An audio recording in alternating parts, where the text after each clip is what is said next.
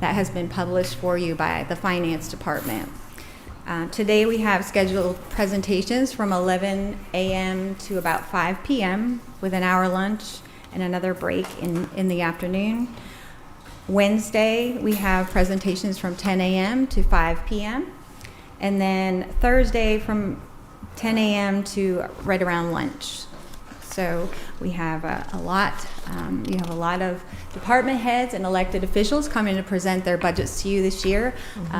Some of them have no changes, but they're still coming to talk to you about their goals and their mission and their values for their departments, so you can hear about what they're working on. So we're really excited for an engaging 2.5 days. Each department, one second. Oh, there we go. Okay. So before you have the budget calendar, and we already have done the training for the departments. We had sent out the letter for budgets. We have departmental meetings with the human resources to go over any personnel requests for the year, and then budget requests were due June 30th. From that time until now, Finance has been putting together the budget books and analyzing the budget. So we are now at the budget work session. From here, what you have before you is all of the requests, all of the personnel requests, all of the operational requests. So this budget has not been cut as of yet. So you're seeing everything that was requested countywide is what is included in what will be presented to you today. So from there, we will, once we have a budget that will be presented by the chair, then we'll have the public hearing and the first read and the second read and adoption in December at the last board meeting of the year. That's the tentative schedule right now, just to give you an idea. So each department has a presentation for their vision, mission, values, goals, and initiatives, personnel requests for 2026, operating requests for 2026, as well as an update to their 5-year capital improvement plan. So we do this on a rolling basis, and it's updated every year based on capital needs for the departments. I wanted to take a moment before we get started and make sure that I recognize the finance team that is integral in this process. We can't do it without them. So we have Bill Vaughn here, who is the Budget and Finance Reporting Senior Manager. And we have Narendra Ardois, the Deputy CFO. We have Sunathia Boyd, who is the budget analyst. So she was really the one that was getting all the presentations, arranging the slots, making sure presentations were in. So she did a great deal of work as well. And we have Shervonda Ellis here. And of course, all the finance staff in the background, I'm sure they're watching. Some of them are preparing for lunch and those kind of things. Also, a thank you to PR. We are live streaming today. And so they are monitoring that and making sure we are up and running. So that is really all I had. Did you have any questions before we start the day? Nope. Okay. All Very right. clear. Thank you. Okay. Thank you. Okay, so our first presentation this morning is the Public Defender's Office. And we welcome you this morning. Good morning. Good morning. All right, so my name's Gina Bernard. I'm your Circuit Public Defender. I've been in this office since December of 23, and we've made some tremendous strides since we started. The mission of this office is to ensure that the indigent citizens of Rockdale County who happen to be charged in the criminal justice system receive effective, zealous, client-focused legal representation from arrest through trial. One of the things that I wanted to make sure that I had in my office was attorneys, investigators, paralegals, and administrative assistants and office manager who were professional, courteous, client-focused, and dedicated to indigent defense. And that is what we have today. And most of my offices here in the back of the building or this room, here in support of me and in support of our office. One of the, I'm not fully staffed, and so I will be asking for some new positions, and I'll get into that in a little bit. Some of the successes, we have 3 attorneys who will be starting by mid-August. I will have all 3 on board. One has recently started, and he is in juvenile court. The state court judges, there are two judges. I want to have 2 attorneys in each. That's okay. Oh, okay, thank you. I was wondering what this was for. That's okay. So we have 3 new attorneys who will be starting by mid-August. There are 2 judges in state court, and I'm happy to say once those attorneys start in August, I will be fully staffed in state court, where Judge McRae will have 2 attorneys dedicated to his courtroom. Judge Reed will have 2 attorneys dedicated to his courtroom. One thing about this office, we are in every single court except probate. We do Superior Court, State Court, Traffic Court, Ordinance Court, and Magistrate Court. And in Hell Week, which is the first 2 weeks of every month, all courts are in session. So because we're not fully staffed, there is still a lot of overlap, and judges have to wait for attorneys to get free to be able to go to other courts. The opportunities that we've had some success with outreach to law schools, not only in Georgia, but also in other states. And we continue to have, and this is statewide, it's not just here in Rockdale, we continue to have a shortage of qualified attorneys. In Superior Court, where we handle major felonies, your homicides, your armed robberies, sex cases, sex crimes, it is imperative that we have attorneys who are able to stand up in court on that very first day and be able to try a homicide case or an armed robbery case or a rape case without having somebody hold their hand. Superior Court is not a training ground because the matters are too important for people. So I am trying to find 2 attorneys to replace myself and my Chief Assistant, Ann Long, who are currently carrying a caseload. In addition to, Ann Long also does all of the accountability courts, and that is a lot of stuff. And in addition to having a caseload myself, I'm also managing the office, and also I am the voice and the face of the office out in the public.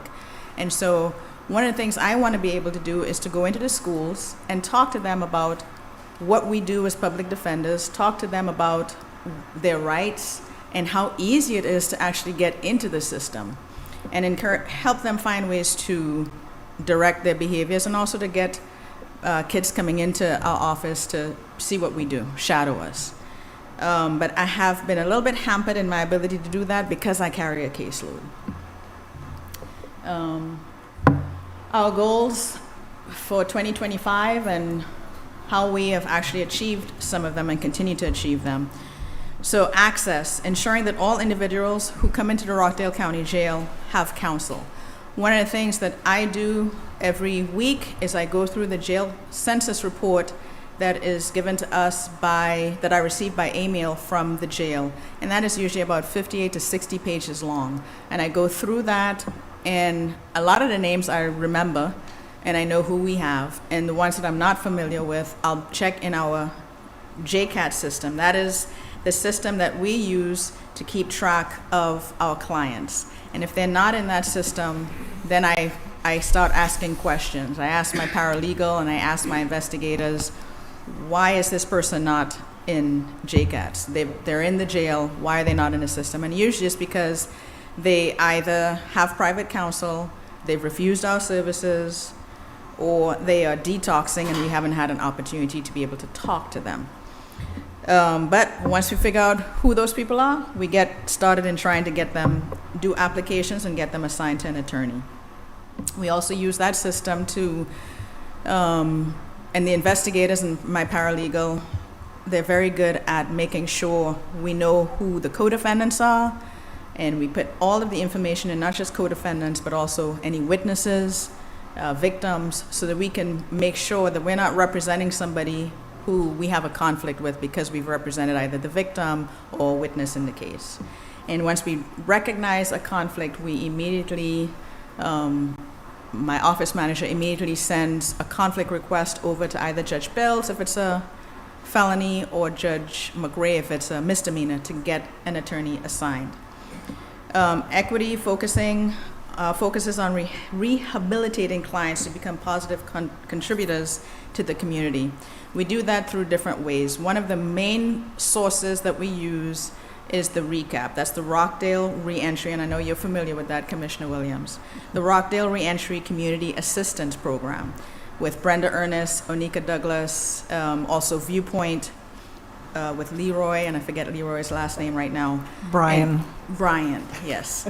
And they help with individuals who have mental health issues, addiction issues, whether it's drugs or alcohol, and if they're homeless. A lot of our clients do have mental health and or drug addiction, and many of them are homeless. So once we get them into that system, Brenda Recap is very good at finding programs, making sure that they're on their medication, getting them evaluations if they haven't had one. And that one of the reasons we do that is because we're trying to keep people from having a revolving door. The other program that we use is with the Georgia Public Defender Council, and they have a Lattice program that is for individuals who are 16 to 23 years old, and they go from a different angle. They do job training, they show people how to they do mock interviews, they try to help people get jobs, help them get identification if they need it, their birth certificates, things like that.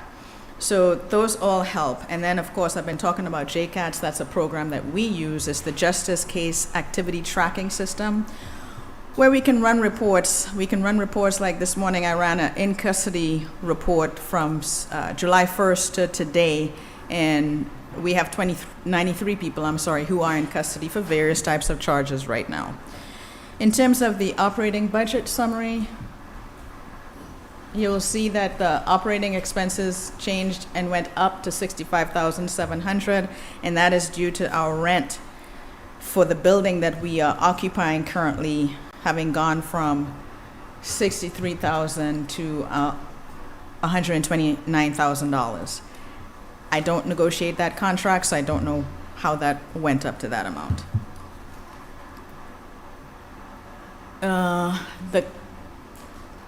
Right now, we do have 2 openings for APD 3, and APD 3 would be somebody who would go into Superior Court. I need an APD 3 attorney for Judge Bill's courtroom and one for Judge Wood. I also need an APD 2, and that is just 1 opening, and that individual would be handling SB 440s, that's juvenile clients who are charged as adults, as well as working in juvenile court with my first-year attorney, my APD 1 attorney, and helping him, and it'll also provide coverage, continuous coverage if somebody gets sick or they go on vacation. My goal is to have 2 attorneys in each courtroom, and they will have their own individual caseloads, as opposed to everybody going to every courtroom. That is chaotic, and it also does not provide continuing representation. So if I have a client, that client knows I'm the attorney, right? And as opposed to everybody's in there and, okay, I need you to take that file, you take that file. That's very chaotic, and that's not the way my office is run, nor will I allow it to be managed that way. So the goal, like I said, is to have 2 attorneys in Superior Court for each judge, 2 attorneys for each judge in state court. I need additional attorneys to help with traffic court, because sometimes we have state court and traffic court running at the same time. That leads one person being in traffic court, and sometimes we have a 190 position calendar for traffic court. And if the other attorneys who are in Superior Court can't come, then that leads for a very long day for everybody, and it's not productive. I am asking for a receptionist. Reason that I'm asking for a receptionist in addition to the APD 3 and APD 2 positions, the receptionist right now, I would say Missy Stamps, who's the office manager, she probably feels about 90% of her day is phone calls, talking to, because we're always in court or at the jail. So she's taking messages for us, She's talking to people who have questions, whether it's about when is my court date, who is my attorney, coming in to fill an application, and that takes up a lot of her time. She helps me as the office manager. She helps me with coordinating, making sure I make my meetings, making sure she helps me with finance. She's my person that I go to when we have people who are onboarding. She makes sure that everybody has their ID, their business cards, their email. She coordinates with talent management. She coordinates with IT so that I don't have to do that nitty-gritty stuff. She does all that. So that takes she's constantly interrupted with phone calls and emails, and while she's trying to do the other things. So that's the reason why I'm asking for a receptionist. And I think it's important when you walk into our office, there's a window there for a receptionist, and right now it's empty. And so when you walk in, you have to ring a bell, and then somebody yells, "Be right there," because we're on the phone taking a message or we're doing something. Then it's not very professional. I've explained why I'm asking for the APD2 and APD3, so I won't go over that again. The other thing I would like to address is our name. Our business cards have the law office of the Rockdale Circuit Public Defender. They don't say the Public Defender's Office. And here's the thing. I'm rebranding, okay? People have this idea that public defenders aren't real lawyers. They're pretenders. They don't advocate for me. They represent the state. They're not on my side. When you retain private counsel, you go to the law office of Wendy Armstrong, as an example, okay? You go to the law office of. When you walk into that law office, you have a reception area, you have a receptionist, and that receptionist interacts with you. That's the face of the office. So we're not public pretenders. We're real lawyers. We went to law school. We advocate zealously for our clients. So to change that perception, we are the law office of the Rockdale Circuit Public Defender. That's not my office. Whoever the Rockdale Circuit Public Defender is, that's their law office. And so just because you can't retain private counsel, you can still say, I'm going to go see my lawyer's office. I'm going to the law office, as opposed to, I'm going to the public defender's office. You know, it's a different mindset. It makes you go, oh, yeah, these are lawyers. I'm going to the law office. So that's why I'm asking for that change. And I've asked for this change when I first started, and I'm asking for it again. So that when we move into the new building, and I anticipate that we'll be moving into the building next door eventually, that will have the name, the law office of the Rockdale Circuit Public Defender. And when people walk in, they're walking into a law office. And I'm not anything less because I didn't actually pay for these attorneys.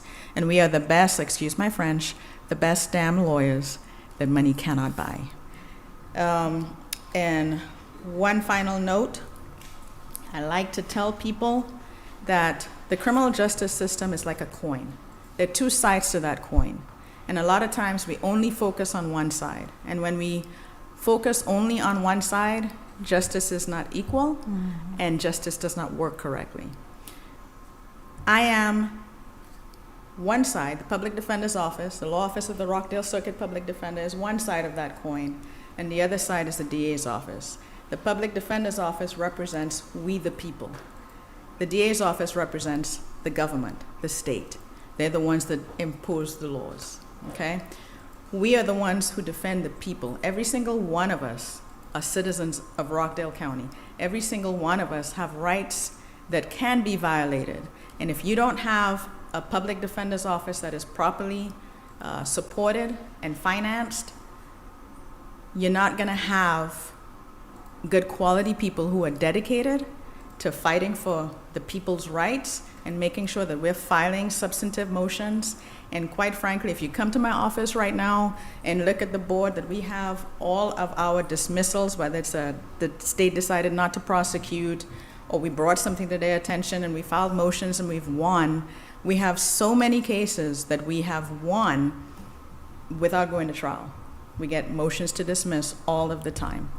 We fight at committals, and we have warrants dismissed, cases dismissed because they didn't have probable cause, there was some sort of issue. So I just ask that you consider the public defender's office to be the equivalent and as equal to the DA's office, and we should be equally financed and equally supported. So thank you. Any questions? I do have some questions. So why do we have the vacancies in the state court and the superior court with the attorneys from your office? Why do we have vacancies? Well, right now, there were several people that left, and I don't even ever think that the public defender's office before I started was actually fully staffed. Probably not. There were attorneys, they were going in, everybody was in both courtrooms, and actually, yeah. And then so they had attorneys for state court, and they would be in both courtrooms, and they had attorneys for superior court, and they would be in both courtrooms. I changed that because that's not, like I said, it's not efficient. And so right now, I have myself and Mr. Davis will be in Judge Wood's courtroom, and Attorney Ann Long and Kevin Herrick will be in Judge Bill's courtroom. We just started that today. Okay. In state court, I have Madeline Moore and Margaret Lyons. They're the only two attorneys covering two courtrooms. Okay. And then I believe August 15th or 18th, I have two people starting, and they will split those courtrooms. So I think one of the things I want to know is when you're reaching out, publishing a position that's open, how do the salaries compare to other places? Well, I cannot compete with Fulton County. I cannot compete with DeKalb County. I do try to, so I have state employees, I have state attorneys, and I have county attorneys. I do try to keep, the state tends to mirror and keep up with what the salary ranges are. And so on the county side, I do try to keep them at that same level, because I can't have a state employee making more than a county employee and they're the same position. Right. Okay. So. And what does it needs to happen to change the name of your office? I believe it's just a vote. Is that correct, Madam Director Holmes? Yes. Okay. It's just a vote of the board to change the name. Yeah, it's a resolution, would have to be compiled for the board. Okay. Well, that sounds easy. Thank you. I like the idea and the reason for changing the name. Thank you. So, okay, anything else? I do. I wanted to know, how long have you not had a receptionist?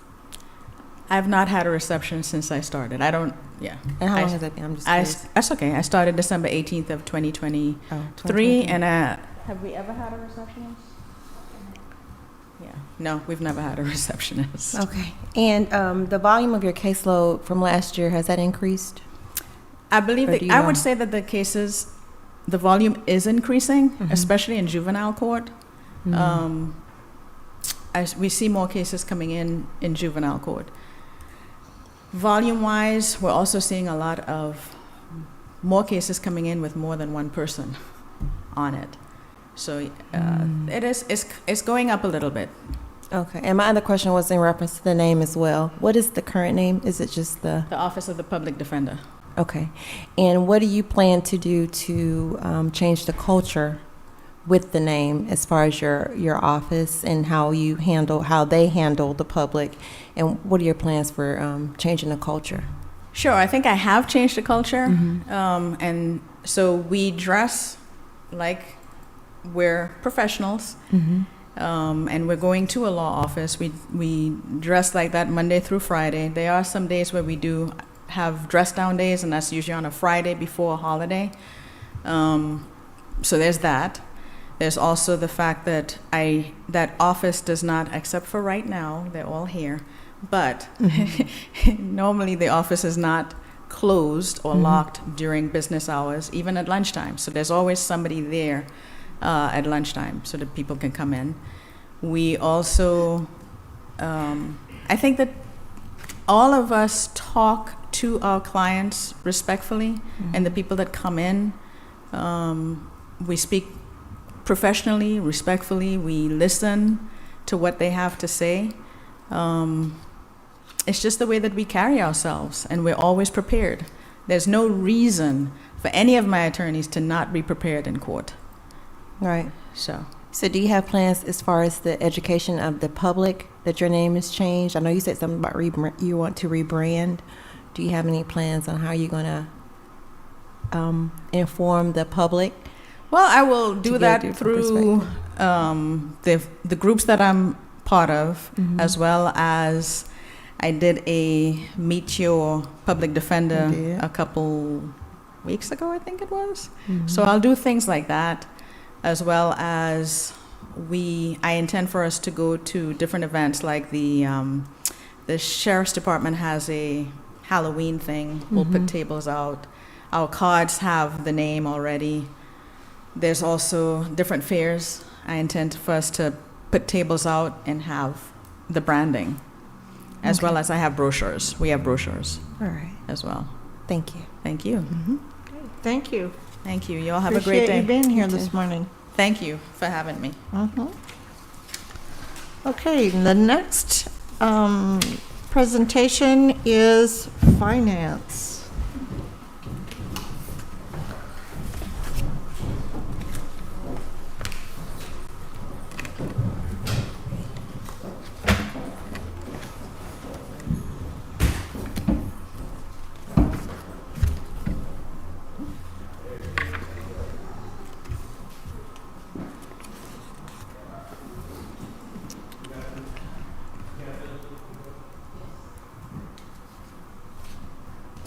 All right.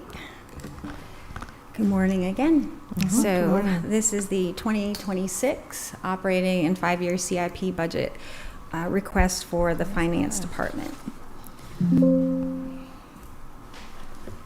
So I won't read all of that, but I think the most important part of this slide is actually the values. So the core values of the finance department are integrity, accuracy, efficiency, and ensuring ethical practices, precise financial reporting, and streamlined operations. That pretty much says it all for what finance should be, and what our mission and values fall right in line with that. Successes for we did receive for the 2025 budget book from the Georgia Finance Officers Association. The second year in a row, we received an award for that, for our submission. The audit for 2023 has been complete with no findings. And we had the 2025 budget recommendation and passage was successful. Opportunities that exist within the department, I would say the biggest one is the knowledgeable and the tenured staff. So they have, I can't say enough about during this interim period, there's 18 and 3 vacancies, but they don't miss a beat. We haven't missed a paycheck. The bills are getting paid. They doing what they do, and so they are very responsive and always providing information. If you want to see alternatives, if you need different reports, open records, they've been tremendous. So I just wanted to take a moment and say that for the department. So that is one of their hugest opportunities, is the knowledge up there. They know all the historical, they know the departments, how it works, SPLOST, all of the different funds. So that's something that's hard to replace. Another opportunity is working towards innovation and efficiency. So we are looking at a new software, we're looking at ways to become more efficient up there. So that is a goal for the department. Challenges would be the financial software. So Great Plains is about 20 years old, and it is almost at its end of life. They will stop supporting it in a couple of years. So we are, that's one of the requests, is for the software program to replace that. And it's a long time coming. So looking at a true enterprise program that can be all-encompassing and take care of all of our needs in finance and bring us to this century where you can actually view things. And, where right now it's a little bit difficult. You have several different reports, purchasing has spreadsheets, this would bring it all together into one system. Another challenge is the grants team staffing. Right now, we do have the vacant grant writer, but really the biggest challenge is just getting everything in line and up to date and getting policies and procedures in place for all these audits that are coming in. So that's the focus right now, but eventually filling that grant writer to be, go after more opportunities. And also just navigating the economic uncertainty right now. We did look at all of the grants and what we have federally, and just making sure that we're aware of any changes that are coming through. So we keep an eye on that. For 2025 goals, so we did start the monthly update to the board of the budget to actuals, and you're seeing that every month where we're talking about the percentage that we should be at and the percentage to date. So right now we are trending ahead, which is great. The preparation of the 2026 budget book and submitting that as well, and this whole process. So, it starts in June 1st, they're starting the budget, and we don't close it out until December. So it's really a half of a year for finance going through all of this process. The next is compliance. A clean audit would be a goal for 2024, and then submitting that as well to the GFA. Automation and technology. So this is really exciting. This is the ACH project, and we are going live this month. And Sherry Stallworth is leading this project up and hopes to have 30% of our vendors getting paid electronically by the end of the year, and eventually 100%. But this is huge for us to get away from a check for everything. So this is a great project. One meeting, which is the software, the agenda software, which you don't see that yet. You'll see that in the upcoming phases, but what we're doing behind the scenes right now is the staff. So that's all of the contracts and requisitions that come to the board are going through this one meeting software. And so finance is, of course, a big part of that. So everything comes to finance and is routed to legal. That is a contractual item. So they've been working on that. The acquisition of the new software is a big one for this year. That's also a capital request. And then grants. I talked about that already, just getting that to the level that it needs to be, so that we're submitting our program documents, our reports on time, getting our drawdowns for the reimbursements, all of that. So we have the consultant up there working with Austin, and Austin is doing a great job up there. I know. I think everybody said that they've heard his name, and they just saw him last week or 2 weeks ago at the board meeting. So he's doing a great job. So the change in the operating budget, you see a large change, and I'll explain that in a minute, of about $13 million, and the personnel services is a small increase, and that's mainly because of the COLA. So what we did with the operating budget this year, since we are tracking per department, everything was lumped in under finance. So all of the bond payments, all of the things that aren't really related to the running of the department. So what they've done is separated that out into a non-departmental fund. So those can be tracked separately and aren't a huge part of the departmental budget.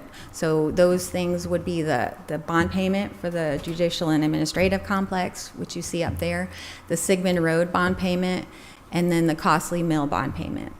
So we have 2 more years on the Costly Mill bond payment, and that one will drop off. Also included in the non-departmental fund will be supplemental funding for E911 and the drug testing lab. The street lighting budget, which was in finance for some reason, is now going to be in that non-departmental fund. That's about $750,000 a year. And then $3.5 million for the capital expenditures. That will also be separated out. So that's why it's not a deduction to the budget. It's just an accounting for auditing purposes. It'll be a separate line, so you can really tell those items there. So even though it says that the budget impact is 13 million plus less, it's really not. It's just moving it. It's moving it. That's the impact to the finance department, but you'll see it in your budget under non-departmental. Okay. So that'll be there. So it's not a $13 million reduction, although I wish it was. So, all right, and next is the org chart, and they have 21 positions in finance. We currently have 3 vacant. The grant writer, which we talked about, we're using that funding right now to fund the consultant. We have a project manager, and that is vacant because that is for the enterprise system, the new software. So you'll need a person to implement that and see it all the way through and train the department. So that's what that is. So we're holding off on hiring until we get that bid in process. And then the CFO right now is vacant. So for the 5-year capital, we only have 1-year capital. So all we need is the software program. But that is a big expense. It's expected to be $1.2 million around there. The bid is ready. We have the specifications ready to go out, but we are just waiting on the new CFO, because really, you've heard Director Moore Jackson talk about it. These projects someone has to start at the beginning and really frame the project, the workflow processes in the department, and move it forward. So as soon as we have that person on board, then we will be ready, assuming the board approves, to move forward with the bid on the software. Has that already been budgeted, or is that a new budget item for 2026? Or? So we did have a hold because we knew this was coming, and talked about it last year, and then there's a hold in the capital budget. So it would come from host, potentially. Okay. Yes. Okay. Yes. And so that is all I had for finance. So any questions? Well, that's good news. We had a clean audit. We've won that award for our budget presentations. We've got a staff that is working efficiently and well, and we appreciate that. I know there's only 2 that I can see right now, but there's 2 more over there. They're hiding. And many more behind the scenes. I don't really have any questions. Do you? Not really. Just as far as the changes that we're going through, federal and state changes, how are we preparing for that? So that is one of the things that Austin has been working on, is compiling a list of all the grants. And also, you'll see in the BOC presentation tomorrow, as far as the congressional directed spending. And so they've been really working with Director Rutledge and trying to ensure we know where all of that money is, and making sure we're keeping on top of it, and reaching out so we don't fall off the list. But all of the others right now, there's been a few things brought on hold, like the restorative justice, but we are still actively pursuing that and changing the project manager. I think we're working on getting that going again. But right now, we haven't lost anything that I'm aware of. Correct? Okay. That's correct. Yeah. And we also have some really good news as far as our CDS allotments. We now have contact personnel that we're working with through EPA for FY 2024 and for FY 2023, which was the restorative justice complex. We also have a contact person now, which that doesn't sound like a big deal, but it's been a very strange odyssey working through this to secure that funding. But now we have completed everything we needed to do as far as the drawdown, and so we are making a lot of progress in that area, and it has taken a solid probably 6 or 7 months to make that happen. Thank you. That's it for me. Okay. Anything else? Yes, Okay. ma'am. Thank you Thank very you. much. All right, we will move to public relations. Ms. Owens.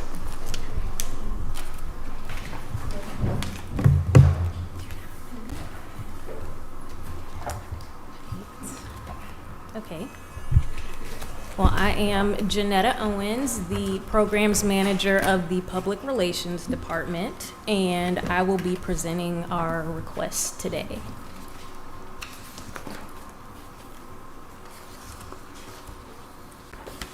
Okay, so the Public Relations Department is an award-winning department, and we want to showcase Rockdale County in the best light. We want to help with the mission of the BOC by building transparency and collaboration through community-centered outreach, and we are committed to exceptional service and expanding Rockdale's visibility, locally and nationwide. Our mission is to increase the community's understanding and awareness of programs, policies, and actions that the county has going on, and to facilitate public involvement as well. And our values are quality communication, engagement, and meaningful storytelling. So, some of our successes are we are a nationally, state, and regionally recognized department. We've won several awards, starting with the Tellys and the NAICO Awards, which is the National Association of Information and Communications Officers, and that's through NACO. We provide several opportunities for public engagement and growth across social media platforms. We've had growth across all of our platforms as far as Facebook, Instagram, X, and we've also had growth in programming and production in Rockdale 23, and we are having growth as far as reaching our audiences with community-focused stories. Opportunities is we have additional creative outlets through some of the programming that we offer through social media, graphics, and we've recently released a new podcast, so that goes under also the new creative approaches to reaching the community. We want to continue to grow across all of our social platforms and maximize our team's ability to tell stories within Rockdale County. One of the main challenges that I will touch on is our department has gone through a transition, and we are working with the BOC. So we're trying to work with the BOC how to figure out how we can stay in step while we go through these transitions. And another one may be some of our resources and equipment that we're working with. So for 2025, our initiatives are to expand and reach, improve service delivery, and we want to refresh our crisis communications plan and make sure that we have that up to date, and we're running through processes to make sure that we're doing what we need to, and if a crisis comes along, we can effectively be prepared. So we want to continue to update our crisis communications plan. We want to work with TS to promote the county app, and we want to connect with our media partners so that we have wonderful relationships with them, and they would help us get out news that we have going through Rockdale County. As far as equity, we want to ensure an inclusive, transparent communication.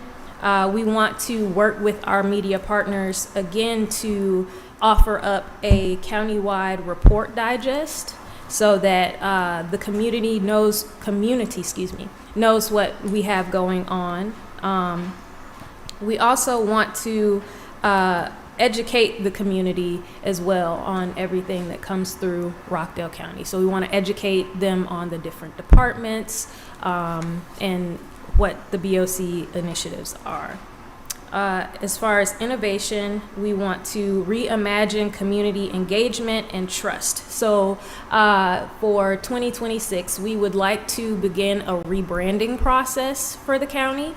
So that would be an update to all areas as far as our colors, seal, things of that nature. We want to focus on tourism and tourist strategy marketing. So we want to market Rockdale County as a destination location where you can come and enjoy yourself here in Rockdale County. And we also want to push the idea that we are all PR. So we want to work with our departments so that everybody can put their best face forward.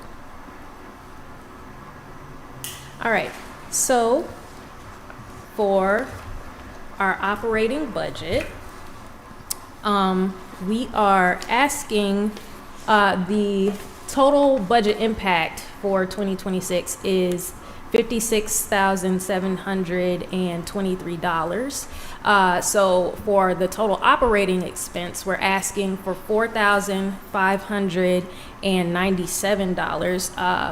So when we get into the details about our operating budget, you'll see that there were several areas where we actually decreased some funding.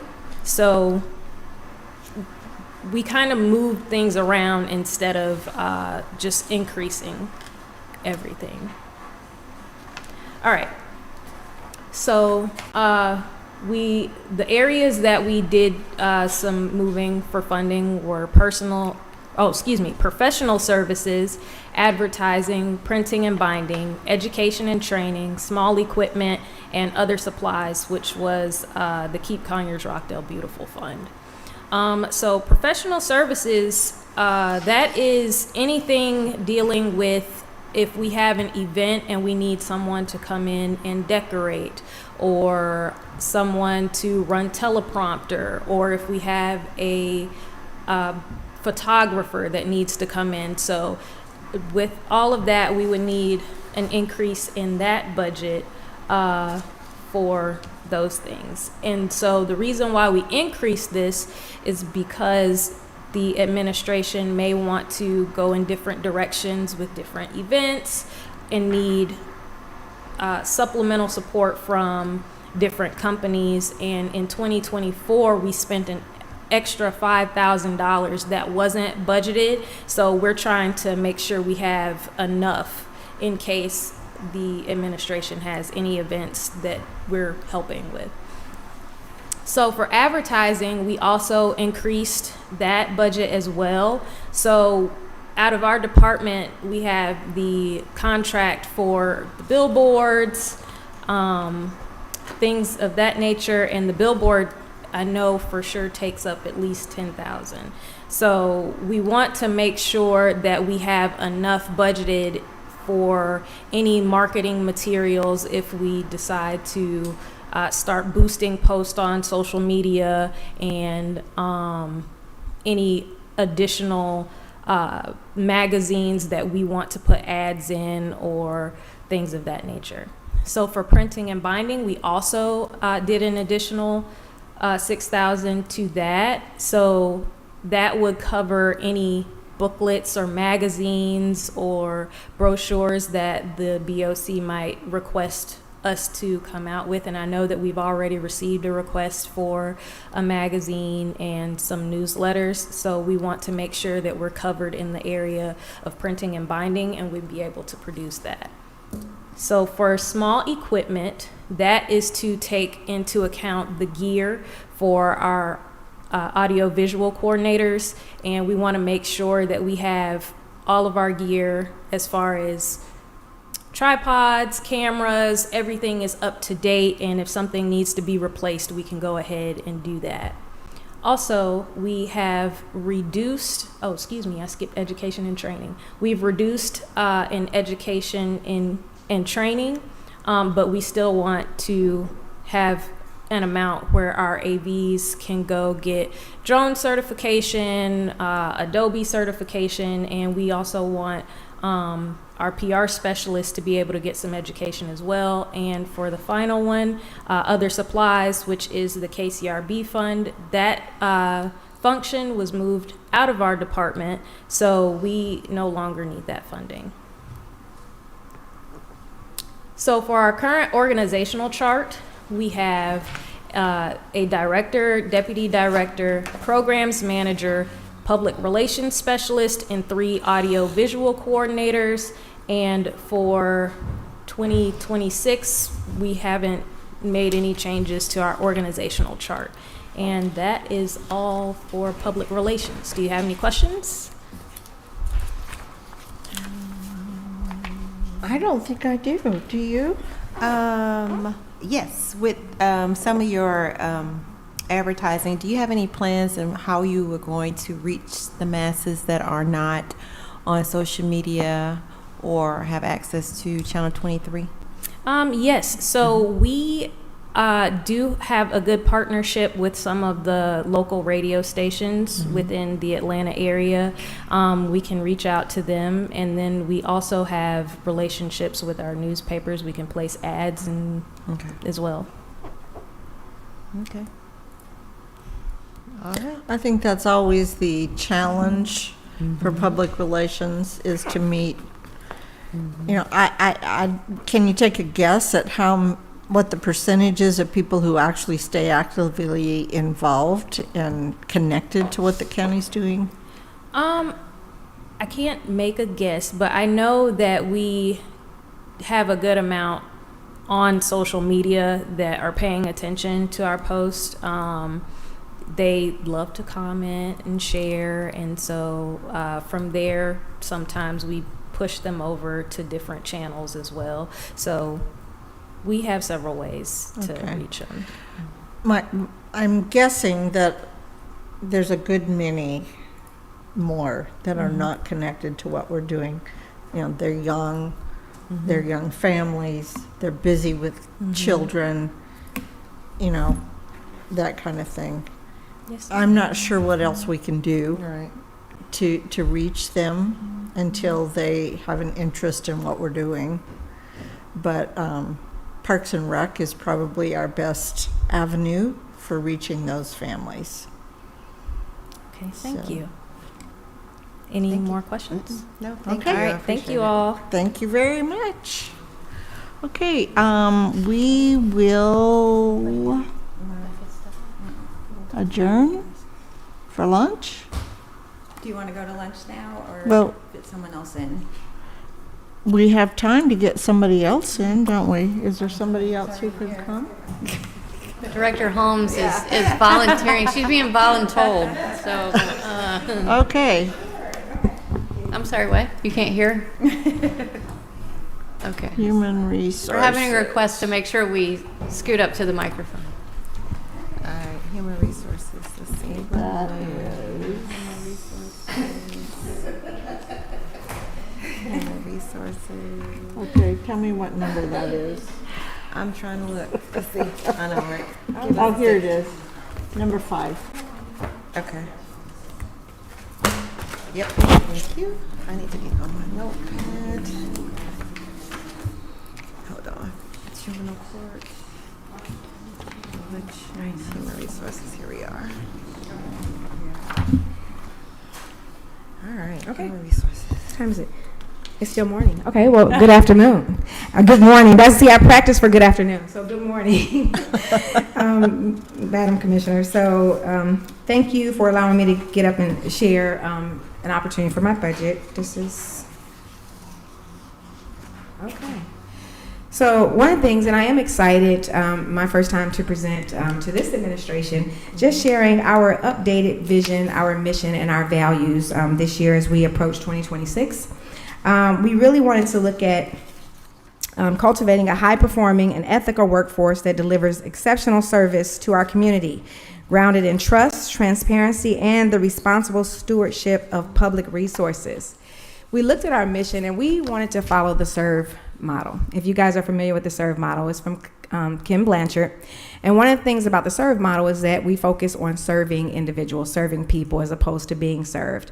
I talked about this during the employee meeting, and I talked about our role as HR is to support, to serve, and to assist. So we really looked at our values and how can we tie that into what we're doing right now. So the mission of Human Resources Department is to serve our employees and community by being strategic, by being ethical, by making sure that we're being resourceful, by being valued as trusted partners, making sure that we're efficient, and making sure that we're delivering services with fiscal responsibility. So when you look at our values, we are committed to fostering trust, promoting transparency, and supporting the success of our county through innovative, accountable, and one of my favorite topics, people-centered HR practices. All right, so opportunities and challenges and successes. So when I do this, I really meet with my leadership team. And I talk about all of my managers and everybody like, okay, so tell me what we've been doing this year. And it's always so much fun to take a look at all of the things that we've accomplished during the year.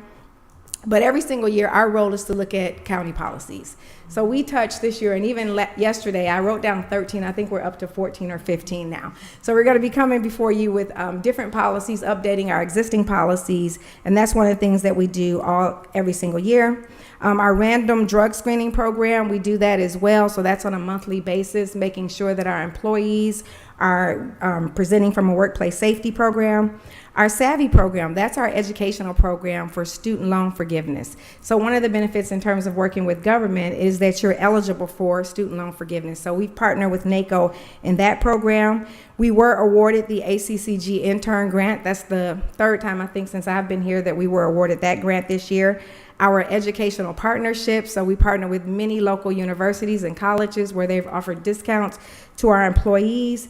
Speak Bold Rockdale, that's our take on Toastmasters, so definitely excited about that. We're in the process right now of our broker RFP. We have a responsibility to continuously look at ways that we can enhance and save cost through looking at insurance plans, software, which is built. That's a new software that we've done. Right now, our process to review vacancies, if someone says, how many vacancies does public defender have? So we're sitting there when she's talking, and we're like, how many vacancies? The current process is manual. That's for me to go to a piece of paper and then pull up how many people she has in the system and then how many people are on the paper. The built software actually allows that to be automated. So we're super excited about that. The safety grant. We have also been awarded that multiple times. So again, this year we received that. We completed our continuity of operations program. The farmers market has been a huge success. That's our wellness program. The concierge service, that's where our employees can partner with Dr. Felton through our wellness initiatives and get those on site, going to get those health screenings. Mental health first aid, our second year for being a Bell Seal Award recipient for being a mental health first aid safe place to work. The PTSD program, we did a road show making sure that all of our first responders were aware of that benefit and that they had that available for them. Our employee book club that we did, the employee meeting was a success this year. The revamp of our new employee assessment program, we sped up our PA process, strategic recruitment, the LinkedIn model. We moved from learning to LMS for our learning management system. And our Sunshine Committee. If you guys aren't familiar with the Sunshine Committee, that's an engagement platform for our employees to receive recognition. So those are some of the successes that we listed for our HR department, for your HR department. In terms of opportunity, Title VI Coordinator Program, that has been launched successfully, and we have made quite a few changes. I was just looking at our website right now. That's actually already on our website if you go up under About Rockdale. So if you haven't seen it, you can take a look there. So we have our non-discrimination statement policy posted not only throughout our buildings, but also on our website. So the civility and anti-bullying was one of the things that came up during our employee survey. So we understand that that's an opportunity for us, making sure that we continue to create that culture of respect. We want to create a wellness committee. So we have an award-winning wellness program, but making sure our employees are very, very actively engaged with that. Quarterly hosting virtual in-person sessions as well as virtual sessions to educate our employees on benefits. So once they go through new employee orientation, that's when they hear about the benefits. We do it during open enrollment, but we want to make sure they're getting that information on a continual basis. So that's an opportunity for us. I already talked about the BUILT program, and you're going to see some of these things where there is success that we got the software. Now the opportunity is making sure that the software is up and running accurately. The RISE succession program, that's recognizing our individuals in the county that are, who's up next and what are we doing as far as making sure that we're prepared for when people are leaving the county. New employee orientation. This past Monday, we revamped our new employee orientation. So a more streamlined, strategic process. So we've now put part of it in person, the other part is online. So we're talking about efficiency in terms of the new employee program. Workforce investment plan, that's our investment that we're doing for our employees. It talks about career development. The HR Roadshow, that's us going around making sure that people know what resources are available to them. Recruitment module updates, the Safety Accident Review Committee, all of those things we listed as opportunities. And so some of them will, same thing with our challenges. We've been looking at DocuSign for efficiency. That's a way that we can speed up some of how we are processing documents. And we've talked about some of these things already. I'm going to go down to the expedited post to hire. So that's exciting for me. So what does that mean? How long does it take to hire someone from the time you post a position to the time they're on board with us? So we've really looked at how we can do that. And one of the biggest things I wanted to talk about, and I put it towards the bottom, it probably should have been towards the top, change management. So making sure as we're going through these things that we understand the importance of it, that we're handling it in a way that people understand it, and that we can make sure that those things are happening the way they should be happening as it pertains to change management. So those opportunities and challenges, human resources. Goals for 2026. Can you explain what change management is? Can I talk about what change management is? Yes, I sat through a wonderful session at NACO, and this gentleman, he talked about change management from a perspective of everyone, when they're dealing with change in management, you go through what we call denial and resistance. And that is everybody, whether you're a leader, whether you're staff, whether you're a manager. So change management is when something is changing, something is different, it's not what you're used to doing. It doesn't mean it's bad, doesn't even necessarily mean it's going to be good sometimes. It just means it's simply different. And how do you handle that when you're at the workforce? What are you doing? How do you communicate that message to your team? One of the things that I liked about the training that I went through is that typically when leaders make decisions to make change, we've heard about it first, right? So we're at that change management stage at different levels. So we hear about change, we're accepting it, originally we heard about it, and let's just say PA process, for an example. If we told you now you have to put it through the portal, and before you were able to scan it, now we want you to put it through a portal. So you don't want to do that. You would rather bring it to our office like you normally did, but we told you cannot do that. So even from that perspective, how we communicate that, did we tell people, are they aware of how they do that? Sometimes those changes don't work, sometimes they do, sometimes we need to go back and retweak it. The other thing to just keep in mind is that at the end of the day, change is inevitable. How you handle it and how you communicate it is what's important. So change management is just that, making sure that you're managing that process. Thank you. You're welcome. Okay. Our goals and initiatives for 2026, and this is in line with the Reimagine Rockdale strategic plan. We talked about access, equity, innovation. So access for us is all about technology, enhanced efficiency through our ADP app. Right now we have people, we want them to start using it to acknowledge policies. I just talked about us putting half of NEO on our website, via online. We have a bilingual program that we're expanding, where we're now doing testing with our employees, where they now are certified to be translators within the county, and so they can communicate on behalf of the county. So we're excited about that. Looking at our ADA policy updates and making sure that people have access on our website. You can translate all of our information, whether it's in English or Spanish or whatever that language is. We will have the ability to do that. So just making sure that everything that we're presenting to our employees as well as to the citizens has that access and that capability. The kiosk access, we literally had someone in our office yesterday who was taking a test. So we do have kiosks in our physical office in human resources, but also making sure that they have that ability throughout the county as well. So those are going to be some of the initiatives that we have for 2026. As far as the equity is concerned, and we talked about this, the Title VI coordination program, non-discrimination compliance, again, it's on our website.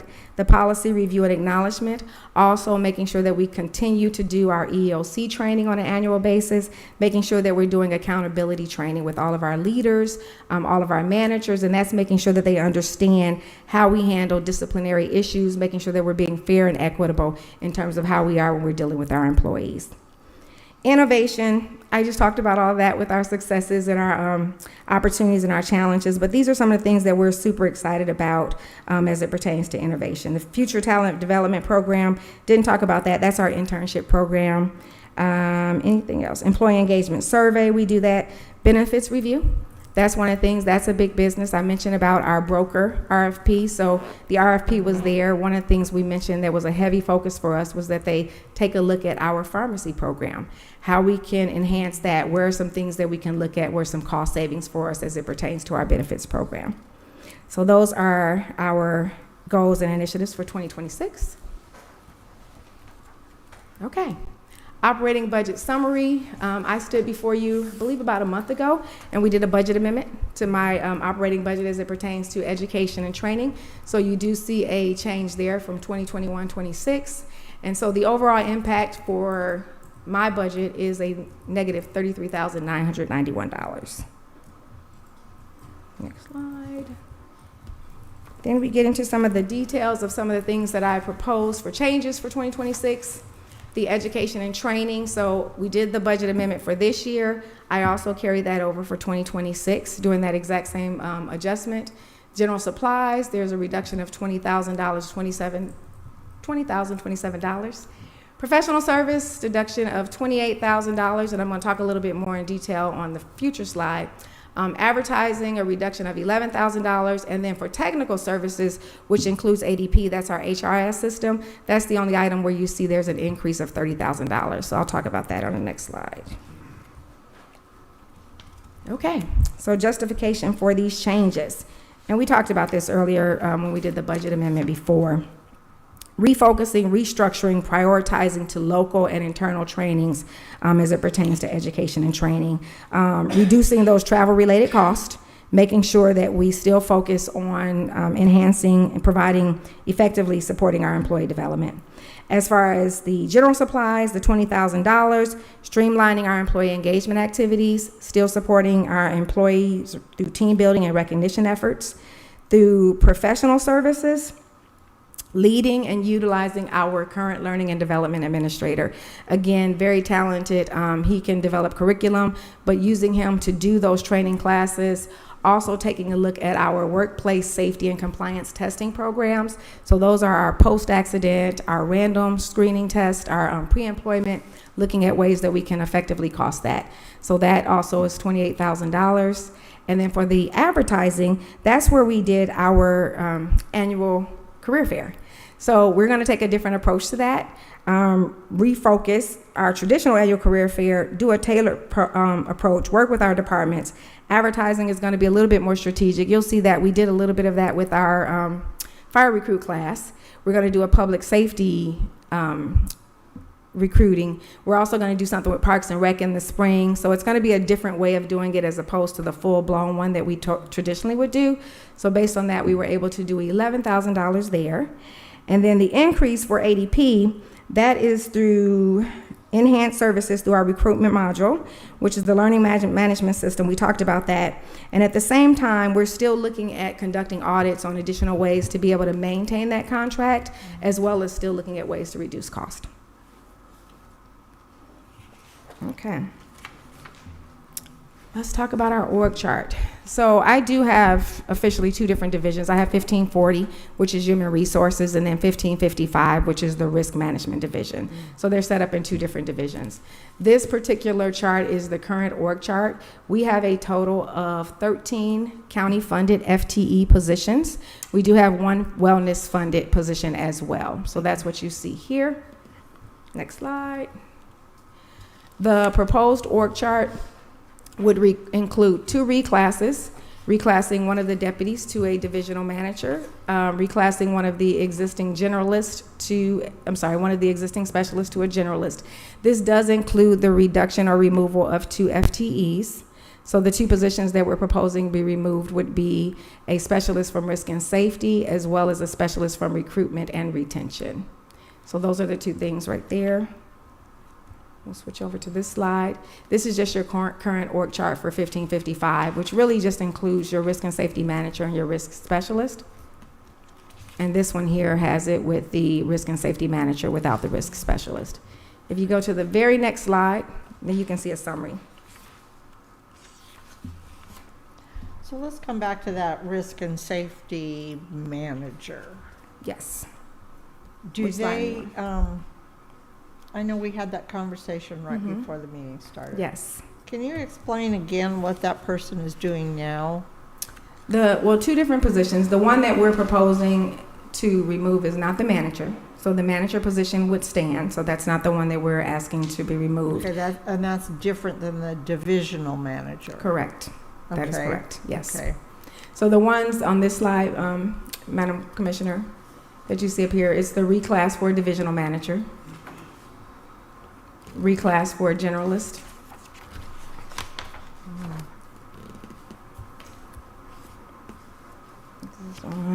and then you have the proposal to remove the recruitment specialist, which is 1 FTE, and that person reports into the recruitment and retention manager. And then the proposal to remove the risk and safety specialist, which is also the administrative portion for the risk and safety division. So what do they do right now? What are So those- the risk and safety specialist is responsible for entering all of the claims for general property liability as well as all of the workers' compensation claims. They also maintain our random drug screening program as well. And that's a summary of what that position does. So it is a support function for the risk and safety manager. And so who will do that? I mean, the functions still have to be done. That is correct. I'm gonna go ahead and go to the next slide. Okay, so in here is where I list out the different justifications. At the very bottom, responsibilities for that risk and safety specialist will be reassigned to the risk and safety manager, who will continue to operate under the oversight of the divisional manager, also the generalist roles. So in this particular case, we do have generalists in the office. They will be reassigned. The administrative operations coordinator will also be repurposed to provide the additional support to that risk and safety manager division. So is there just not enough work for one person that it can be? No, ma'am, I somebody- would not say there's not enough work. I would never say that. What I would say is that with this restructuring, I think the focus is to repurpose it so that they can maintain the essential functions of this role. I think we'll have to assess it at a future time, but right now, making sure that we definitely maintain it, repurposing the existing staff to assist with that, but definitely not saying that there's not enough work for it. But I think in this particular case, we looked at just restructuring how we had the generalists focusing on those roles right now. So that's where we were going to just repurpose what we had in office. Okay, so when you say that you're just going to focus on essential things, what outside of those essential things is not going to happen? Well, I wouldn't say they're not going to happen. So let's just say right now in the event where we're doing the random drug screening program. So that would still have to be maintained. We would still do that. So the administrative operations coordinator would then take on the responsibilities for that. So on Tuesdays, when I'm not saying Tuesdays because they're random, so no one should know when they happen. So on whatever day they happen, those things would still take place. The entering of the claims would still have to take place. So our divisional manager would still have to do those things. In addition to the generalists who currently support the office, they're still going to have to do those things. So those things are essential roles. Now, if we do audits, if we do risk assessments, if we do them twice daily, we may do them once daily. So we're still going to do those things. They still need to take place. The frequency of those things may be what's audited or how often we do them or when we do them, but they still would take place. So those are the things that are essential to the role. So how we do them would be the change. Okay, so what will happen if we reduce the assessment, the risk assessments, and we don't do them as often? There's got to be a cost to that. And I think that's a great question. I think with this proposal, and because I'm proposing it, I think we will have to come back and do an assessment of the impact of it. So they do still have to take place. Number one, I want to make sure I'm clear on that. So I'm not saying that we remove them because we can't remove them. They're essential to the role. They're essential to that functionality. The frequency of them, how timely we do them, the response time, those things will have to be assessed at a later time. So this right now is the proposal to take a look at it, but definitely taking a look at those numbers and what that impact would be something that I would be bringing before you again. Can we do that before we do this? We can. I mean, We absolutely can. Yeah, we Yeah, because can. those people are all working and they're all doing something. That's Something correct. is going to go. That's correct. They won't be able to keep up with everything. Mm-hmm. not just because they're doing something, they're doing important things. Well, Risk right. assessment. Well, that's I mean, what I I think mean. that's, yeah, I know that's There's- what you meant. I just wanted to emphasize Thank that. you. Yes, Yeah. because, I mean, these are very, to me, important roles. And I agree. So I'm not Okay. saying I disagree. Right.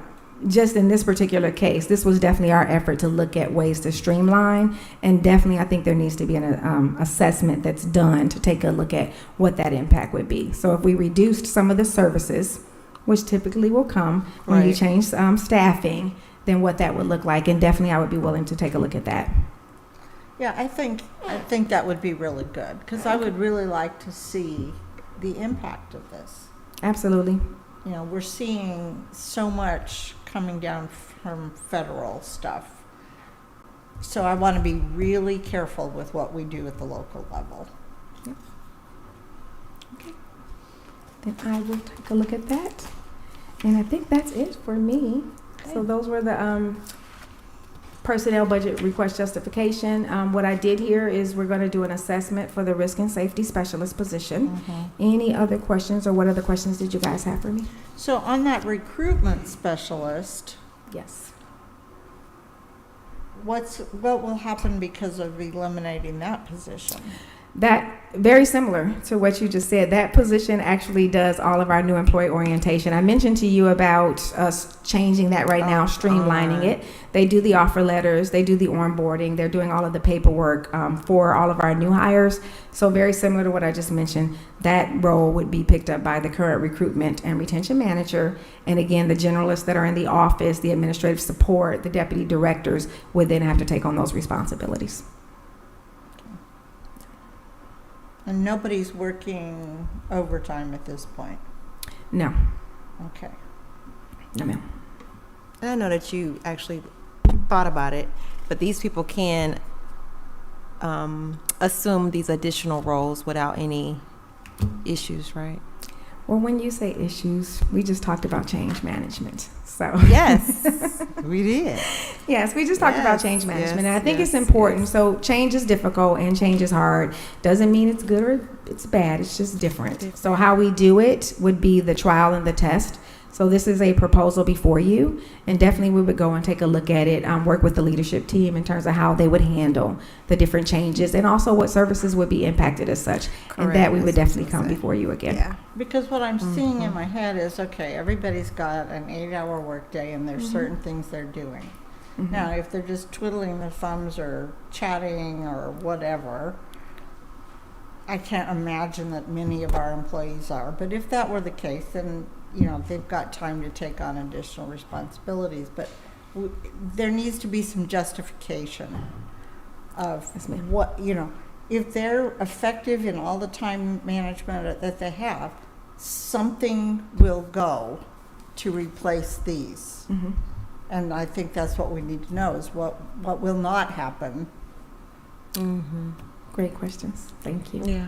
'Cause I think I know your one of the things that you were proud of is the process as far as when you apply and being employed, the process was We're trying to Blessing. expedite it. yes, you Yeah, try I to think that's From great. post to hire. yeah. So if The amount of some of time. these key people are not doing those things, or they're doing more, it may kind of hinder what we're trying to do, what your plans are in reference to that. If I have to do a little bit more, I might not be able to do this faster, so. All right. Okay. That's Thank all you. for me. Thank you. Thank you. Thank you. Okay, now what do we want to do? Okay, so I don't think anyone else is on deck right now, so I would say that we break for lunch and come back for juvenile court at 1:30. So Okay, Ooh. unless Okay. we can get them here. okay. So we will break for lunch and come back at 1:30. And maybe we can have, since we won't have HR in that slot before We'll break, make sure that we maybe we can get ready to go. somebody else and have move the schedule up a little bit. Absolutely. Okay, We will. all right, thank you. You got something to do tonight? Doreen, you got something to do tonight?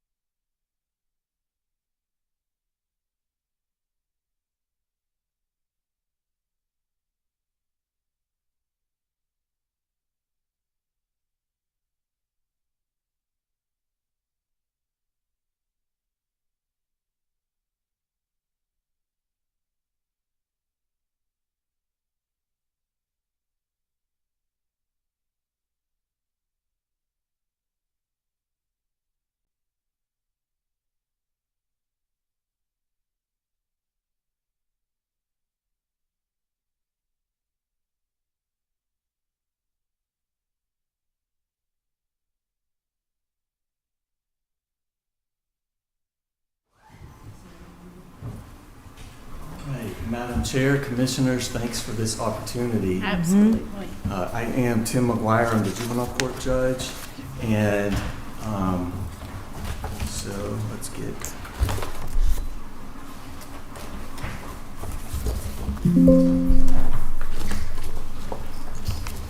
it not working? It's the bottom. Down. All right.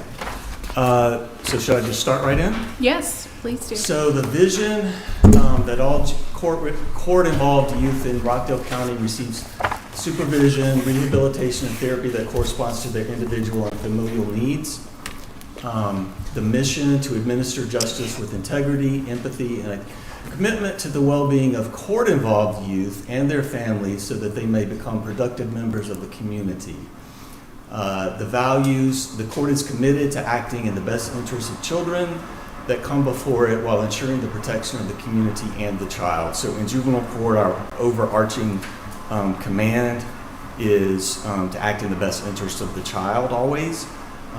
So certainly wanted to address that in these initial statements. I have been the juvenile court judge, as I'm sure you know, since October.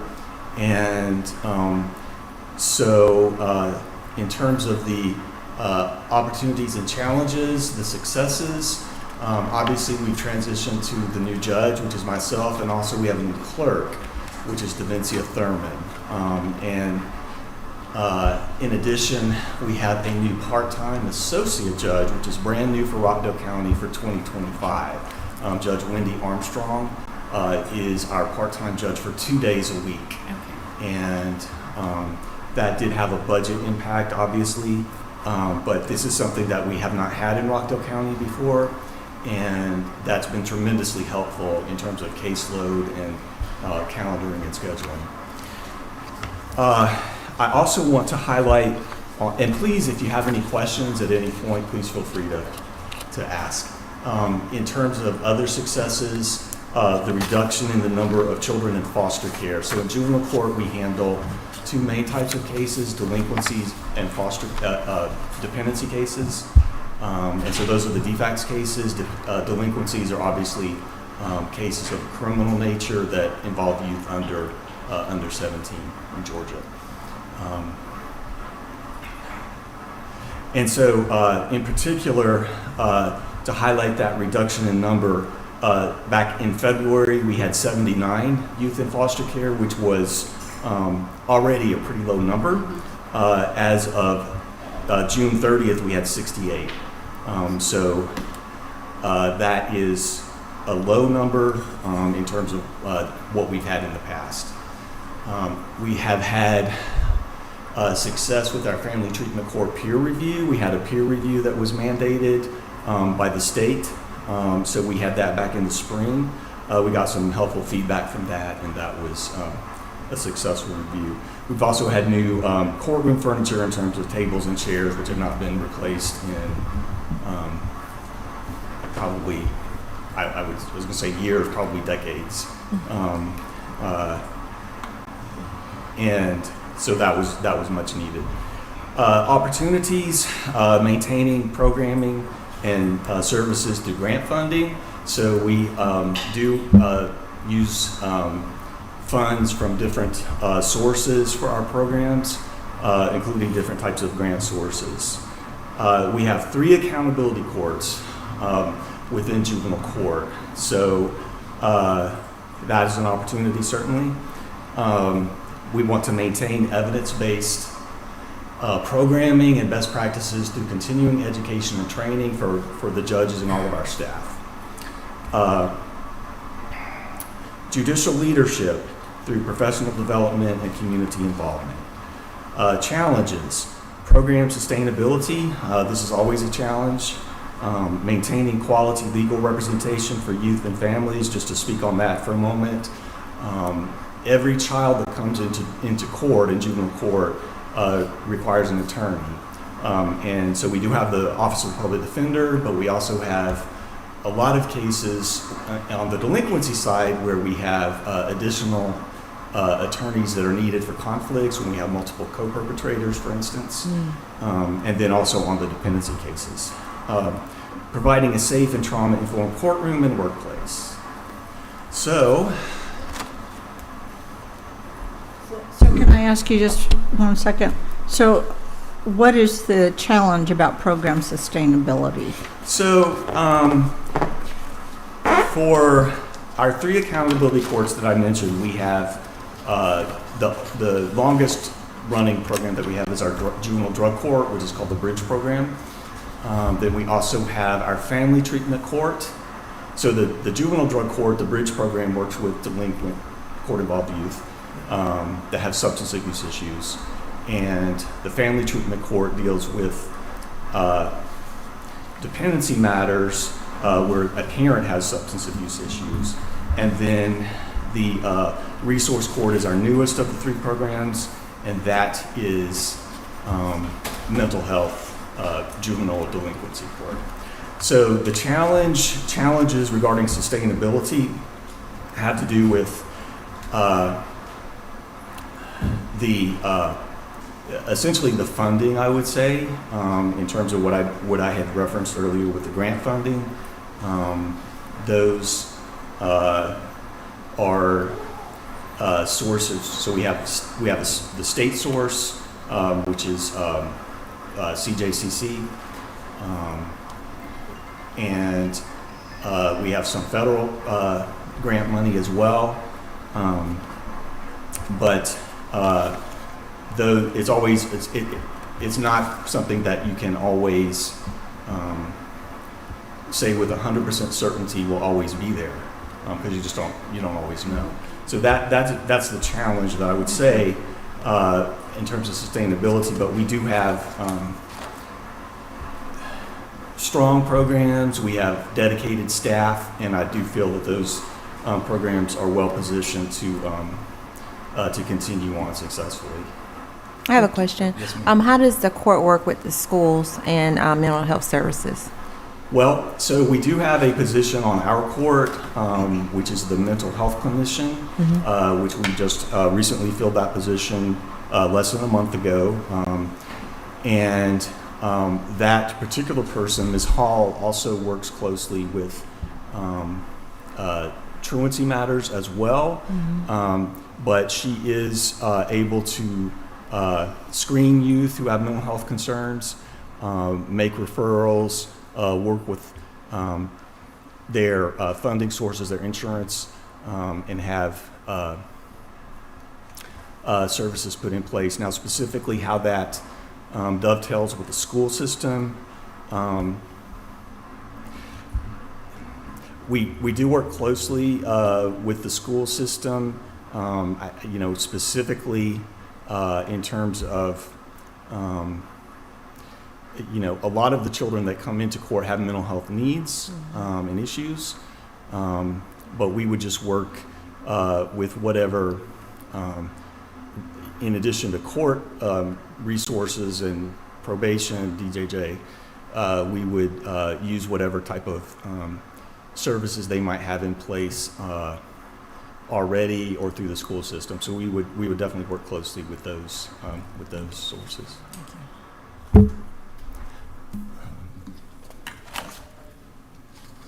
All right, in terms of access, we want to ensure that youth and their families have access to justice through age-appropriate programming and facilities that ensure the best interests of the child and maintain court functions as we transition to the new courthouse. We're very excited about the construction. We've recently had a meeting about the plans, but we do want to make sure that it's a seamless transition. Equity, to ensure that all individuals who come before the court are treated equally and fairly under the law. And then innovation, invest time and resources in training and learning to improve our knowledge and competence in the areas of juvenile justice and child welfare, and build and strengthen community partnerships to better serve youth, families, and the broader community. And so those are the aspects of the strategic plan. All right. For the Operating budget, this is the current slide that I received on Friday. And so I don't know if I need to go into detail on this or if there are any questions at this time. Maybe just the change for the personnel services. So on I think that would include HB 85. It does. So that one, that particular bill is the judicial compensation. So as you're aware, the judges, most if not all of the judges in Rockdale County are tied to the Superior Court judges' salary, and so that does include that increase, which as it stands under the law, it is to be effective for me and some of the other judges on July 1st of 2026. In addition, there are aspects of that change that also include some other items. There is a COLA and COLA benefits, so cost of living adjustment, and included in that, actually the largest single component of that is the new associate judge position that I mentioned. So that's the single largest part of it. And how much would that alone be? $41,000. Oh, okay. $41,000.44. Okay, thank you. There is, we also have a new position. I say new as of as the beginning of this year, 2025, a full-time receptionist that we did not have before. So that is a new position, as I understand it, and both that and the associate judge position had been requested prior to my taking the bench, but my understanding is that receptionist position had originally been allocated for a part-time position and then became a full-time position. So that is part of that figure as well. There are also some differences in the budget versus the actual Deputy Clerk 3, mental health assessment clinician, which is that employee that I spoke about a little while ago, and a miscounted vacancy and miscounted vacancy benefits. So that is what encompasses that number, the 166.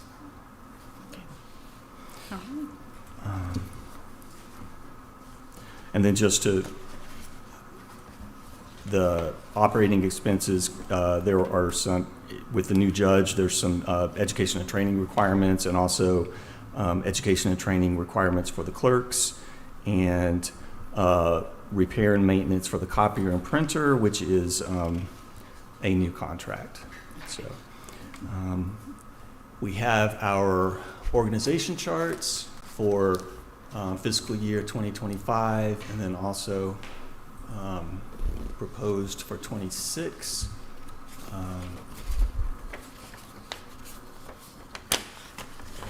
And we do have a few current vacancies, really just 2. Okay. And which ones are grant funded? So, in terms of that, there are several of them. So, our Family Treatment Court Case Manager is a federally funded position. The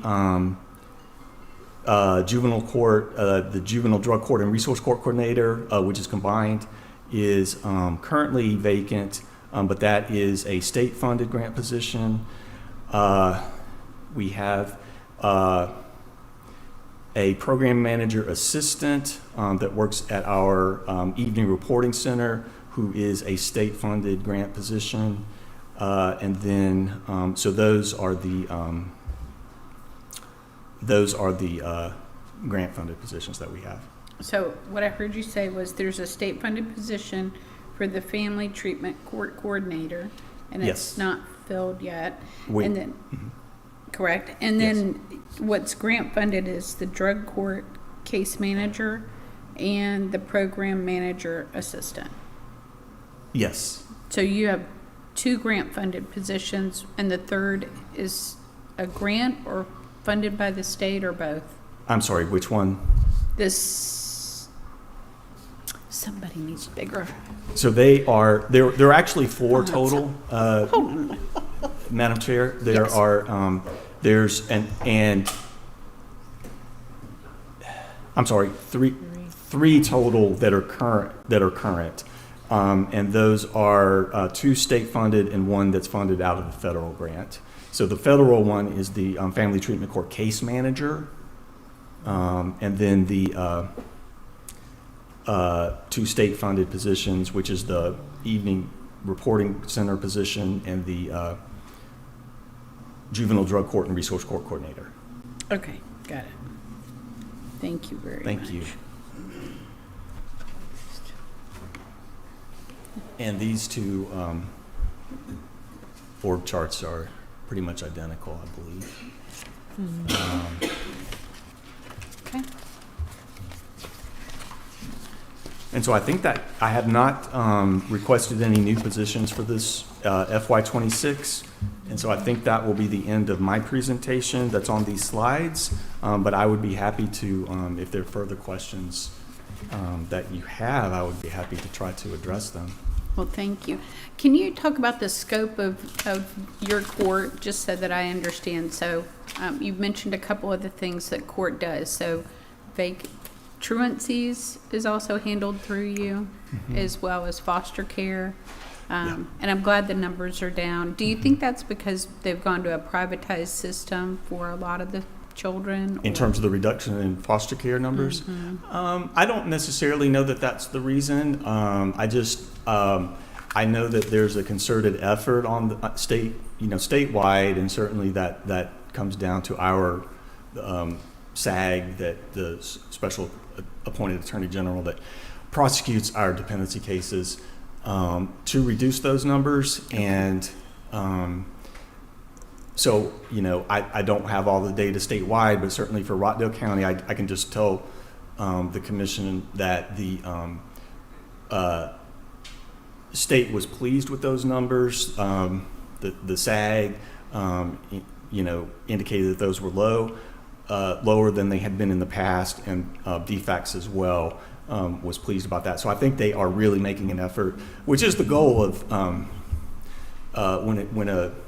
the goal is to not have to remove the child in the first place, or if you do, to try to reunify the family. So that's good to have those numbers come down. Now, Right. That being the case, certainly, we need to be always mindful of safety and the well-being of children. But to have those numbers come down, I think is just a reflection of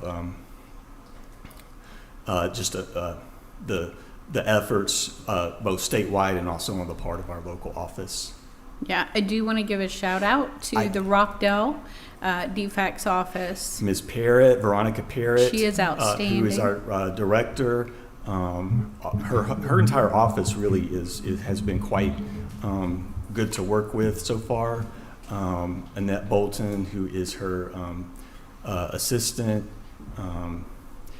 and Michelle Wyndham Smith. I know by nature the DFACS case managers tend to have, I guess, a fairly high turnover rate, but her top leadership, I think, has been fairly steady, and so I think she runs a good office. Well, I can tell you they were all at the Community Resource Network event yesterday, the luncheon, and all 3 of us were there, and it was pretty apparent that they have great camaraderie and really work well together. They do, and I also want to give a shout out to our CASA office, our court-appointed Yes. special advocates, because they are invaluable on those dependency cases, foster care cases. They facilitate, and in fact, in terms of visitation at their center down the street on Green Street, they really make that happen, because they actually have a facility where they can have the visitation occur in a more,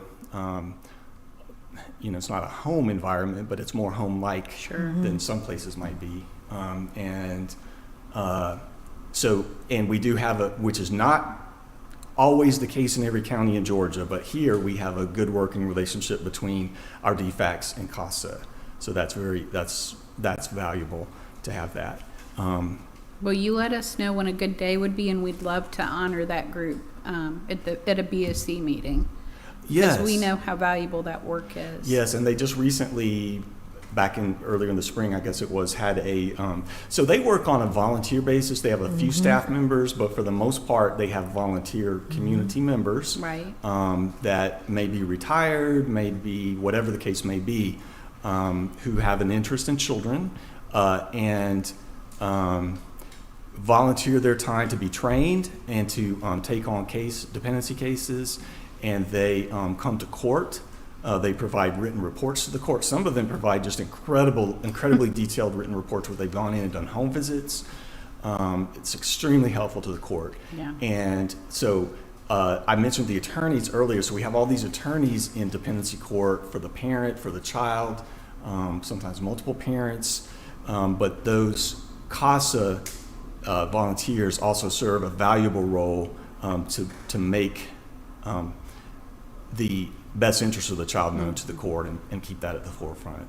So I'll give that shout out to them as well. Thank you. So thank Are you. there any I have other a quick questions? question. Do you know what the trend is now with the youth offenses? I'm just curious. In terms of trend, I don't have hard numbers to give you here today. I will work on that, but the sense that I get on the offenses is that I have not been seeing as many serious offenses. Is the definite sense that I have, and I will get numbers to the commissioners on exactly what the numbers of delinquent offenses that we have are, but I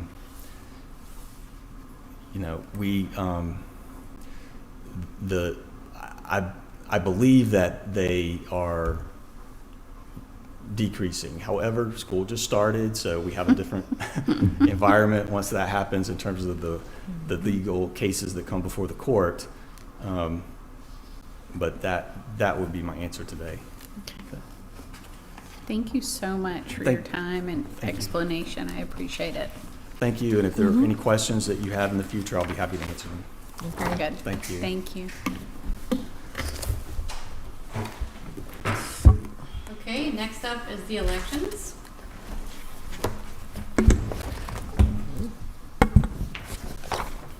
Good morning.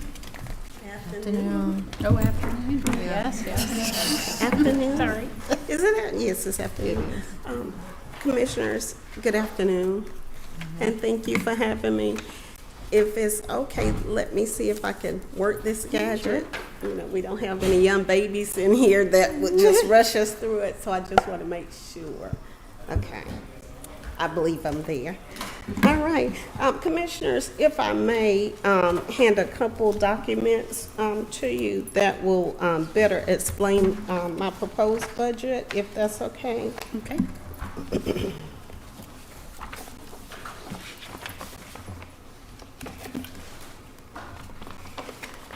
I always talk about cutting down trees to make paper. Thank you. Oh, thank you.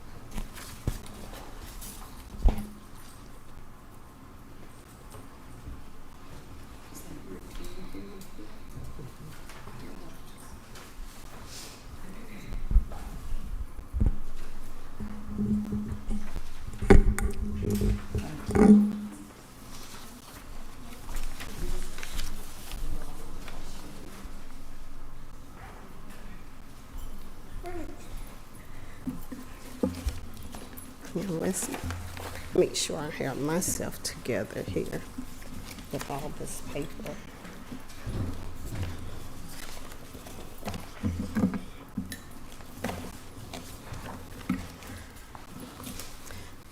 Okay, commissioners. My name is Cynthia Willingham. For those that don't know me, I'm the director here of the Rockdale Board of Elections office. I have with me today, I brought my staff with me because as you all may know that 2027 would be my retirement year. So I want my staff to start to experience this process. And Do we have to let you retire? I already told her no. I mean, really? I think my grandkids may be upset about that.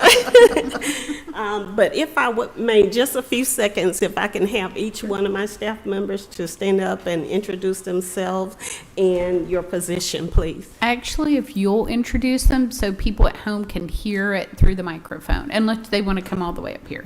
They can come up here. Okay, Come on. that'll be fun. Because people from the community need to see the face That's too right. if we're They need to recording, know. right? Yes. And when they come to the office too. Correct.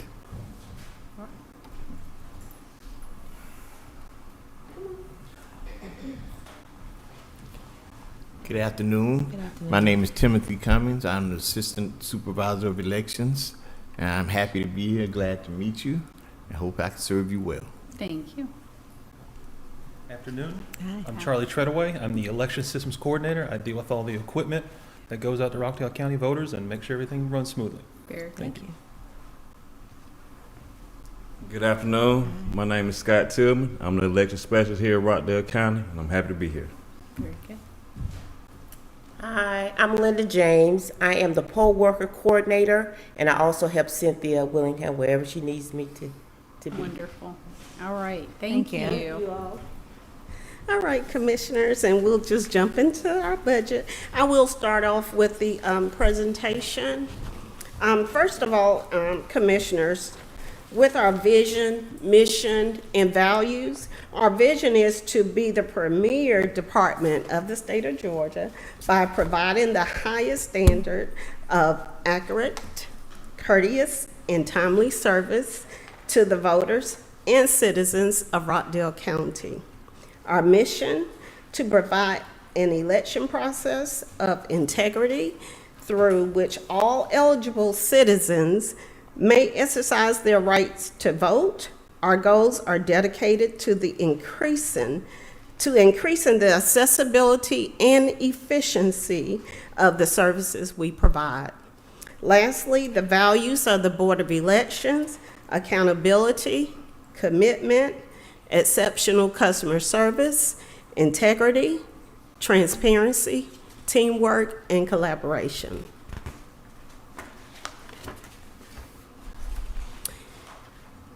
Board members, some of the successes of the Board of Elections office. So far this year, we have conducted 2 special primary elections. This is the first time that the state of Georgia itself has had a special primary. The legislators on last year implemented a new law that states instead of having a special election, if it's a partisan seat, you must now have a special primary election. And if it results to a runoff, then you have a runoff election. So what that means for us as counties, spending more monies for elections. So, but I am proud to say that for the 2 elections that we've conducted this year, bless you, after reconciling, we have a 0 ballot to voter discrepancy. We're required to turn that report into the Secretary of State's office within 30 days. So any discrepancies in the votes to voters, you have to explain that. Secondly, we have implemented new processes that reduce the early voting time. So if you have ever walked in to vote, that process has been streamlined, and you should have been able to move in and out in less than 10 minutes. And that's the goal. And part of that includes what we call our poll pads that the state has provided to us, but utilizing those poll pads and making sure that we have enough workers to help process our voters, to ensure that each day, if there are lines, you make adjustments and so forth. If you don't have lines, you send staff home. Okay. Third, maintaining an accurate and up-to-date voter roll. We have over 70,000 voters in Rockdale County.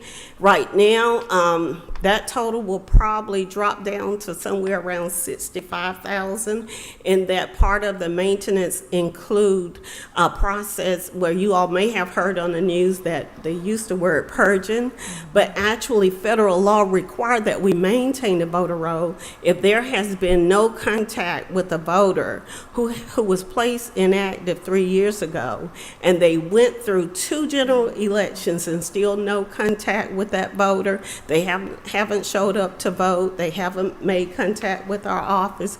Those voters are canceled. They receive at least 3 notifications prior to that. Most of the time, the mail is returned to our office because that voter has since moved. And so that's just one of the ways that we maintain the voter roll. Opportunities that we have taken advantage of, the e-poll system.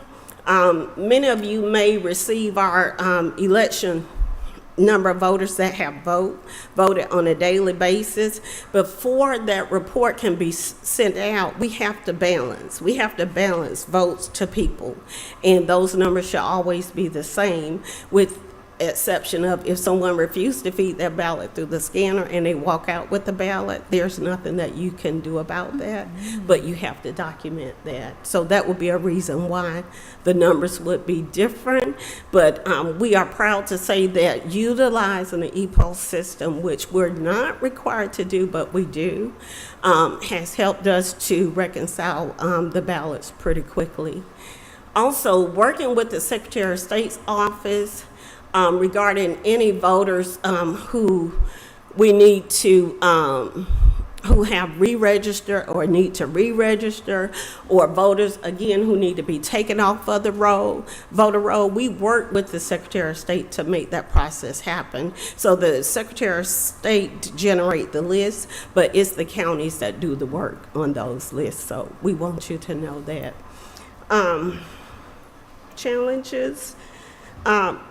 Just continue changes in election laws. I know each evening you go home, every day is about elections now. You cannot change the channel, you cannot watch the news. It's always something about elections. And usually in odd number years, you don't hear anything about elections, but you hearing those things, you're hearing about changes in election laws.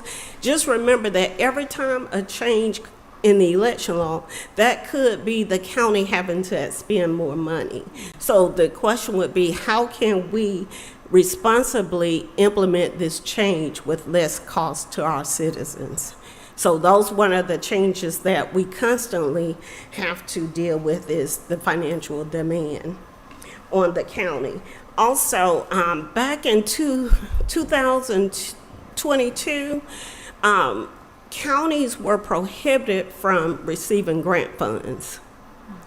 Grant funds help each county a lot if you apply for those grant funds, but as of 2022, legislators passed a law that said that we could no longer take grant funds. So even if you send me something where grant funds are available, those funds we cannot apply for. It has to go through the Secretary of State. So if someone decides to give Rockdale County a grant, we have to submit those funds to the Secretary of State office, and the Secretary of State office decides how those funds would be dispersed to the counties. So those some of the challenges also that we have. And the last would be just election mandates that we constantly have to meet in a short period of time.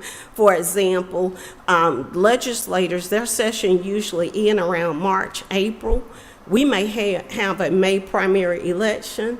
You have to implement that law, but what it takes is also training of the staff, and it also a lot of times take funding. So those unmandated funds that we ask for and we go over budget, those are reasons. Do you have any questions so far? So I know, and this may have been an effort to help save dollars, but I know that we had 4 polls that were consolidated into 2 polls. Yes. Can you talk about that a little bit? I can. One of the things that we do in the office outside of voting, people always ask, what else do you do? We maintain all of the streets in Rockdale County, and as you know, we have well over 1,500 streets that we have to maintain. We constantly have voters that want to register at businesses, and you cannot. You must have a residential address. So part of that process is looking at our voting trends on election day. And as you all know, if you look at my reports that we send out daily, you see the early voting numbers are rising. And so election day, we have very little people that show up at the precincts. And so once we go back and do our research, and we actually include the public, we actually have a precinct committee that consists of 3 members from the public, and they assist us in making the determination as to whether we shall eliminate the precinct or keep the precinct. So this year we eliminated 2 precincts because of low voter turnout on election day. So that's why we're down now to 14 precincts. And talk a little bit about early voting and how that works as well. So the majority of our voters are all going to, is it 21 days of early voting? 17 days. We have 17 days of early voting, including 2 Saturdays. They're mandated. So most of the voters that vote, they vote early. And if they miss early voting, for example, for this special election, a lot of people missed early voting. So they showed up at my office anyway and said, no, this is where I'm supposed to vote. And we're like, no, you have to go to your assigned election day precinct. But that's because they're used to voting, early voting. And it wasn't a whole lot of talk out there about the Public Service Commission race. But until you get so close to election day, and then, you know, our voters miss it. And so they end up showing up at our office. But we have people there to direct them to their election day precinct. Before the elections, does your office try to encourage people to vote? Do they do any public service announcements in reference to what's coming to upcoming elections and how they need to register and things like that? We do. Rockdale County probably is one of the only county out of the 159 counties that insert the sample ballot with the early voting dates in a water bill. So if you own a home, we include the sample ballot in the water bill. We have a marketing person that's on staff that posts on social media and so forth, and we're constantly printing documents and sending documents out. We share with homeowners associations and so forth. What we have to be careful of now is that there's a law, for example, you think about our seniors that are in some of these senior facilities. We cannot initiate absentee balloting by mail. It's now against the law. The voter has to initiate that themselves and request the application, but we can no longer initiate that. So the number of voters voting in our senior facilities have really declined. Those numbers have dropped a whole lot because we used to initiate sending information to the various centers and so forth, and we can no longer do that. So does that include them also not reaching out to you? Like if a representative from a senior center or facility asks you to send their residents? We do, and when they reach out to us, we work with them, and the first thing to do is to explain what the law is so that they don't get themselves state election board case, which include letting them know that they can't force a voter to fill out the application. You have to be careful with assisting a voter. If you're assisting a voter in filling out the application, you must sign your name. So we do a little training with them first, because you have to think about if they're one of the seniors or somebody's disabled that's in a home, if their family member complain, then you don't want an unnecessary state election board case when my office could have made them aware of what the law is. Okay, thank you. Okay.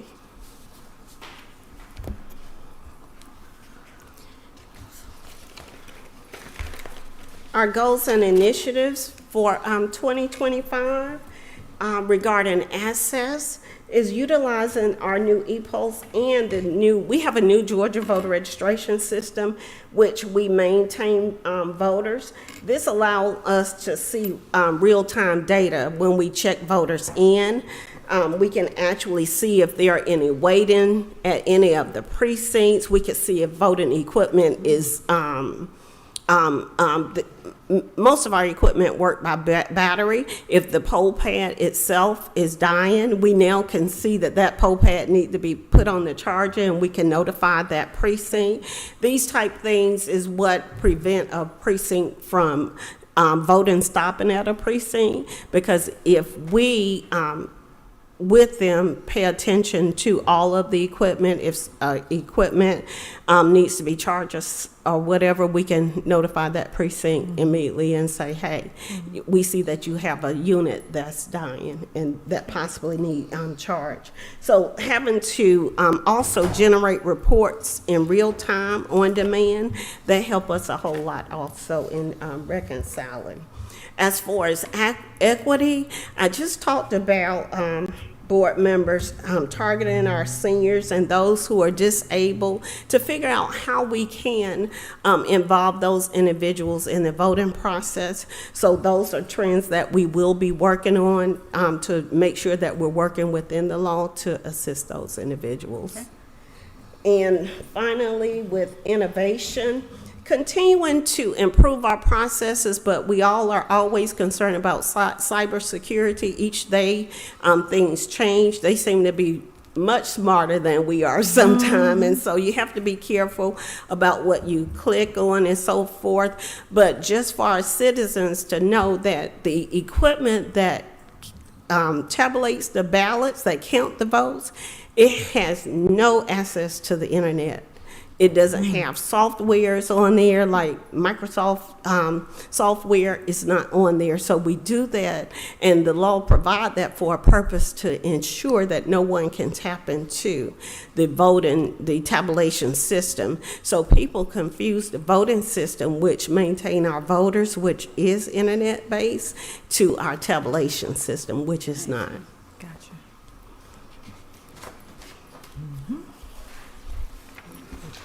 Now let's talk about budget. Okay. And money. Okay, board members, rather than looking at what we have here, I know we have our numbers there. The handout that I gave to you all that looked like this, when we prepare our budgets, we actually look at comparable years. And comparable years would be even number years. When was the last time you conducted a major election, and what were your expenditures? So the report before you is our actual expenditures from year 2022 and 2024. And not to hold and take up the whole 20 minutes that I have. I was trying to practice and get this out, but under the C column, board members, that's actual 2022. At the bottom, total expenses, you see that we expended a total of $1,274,877. That was to conduct 5 elections in 2022. Well, 2026 election will be comparable to this election because it will be a governor's year. And so next year we vote for governor again. So those 2 years are comparable years. Expenses for 2024, which you would see under column D, $1,558,219. The expense went up because we conducted 6 elections that year. You have to include the presidential preference primary. So this is the cost for 6 elections. And under column F, which is the proposed budget for the Board of Election, we're requesting $1,286,793. If you look to your right on the chart under 2026 proposed percentage by county line, if you look at the highest amount, it shows you that contract labor in the amount of $400,550 represents 32% of the proposed budget that we're asking for in 2026, and that's poll workers.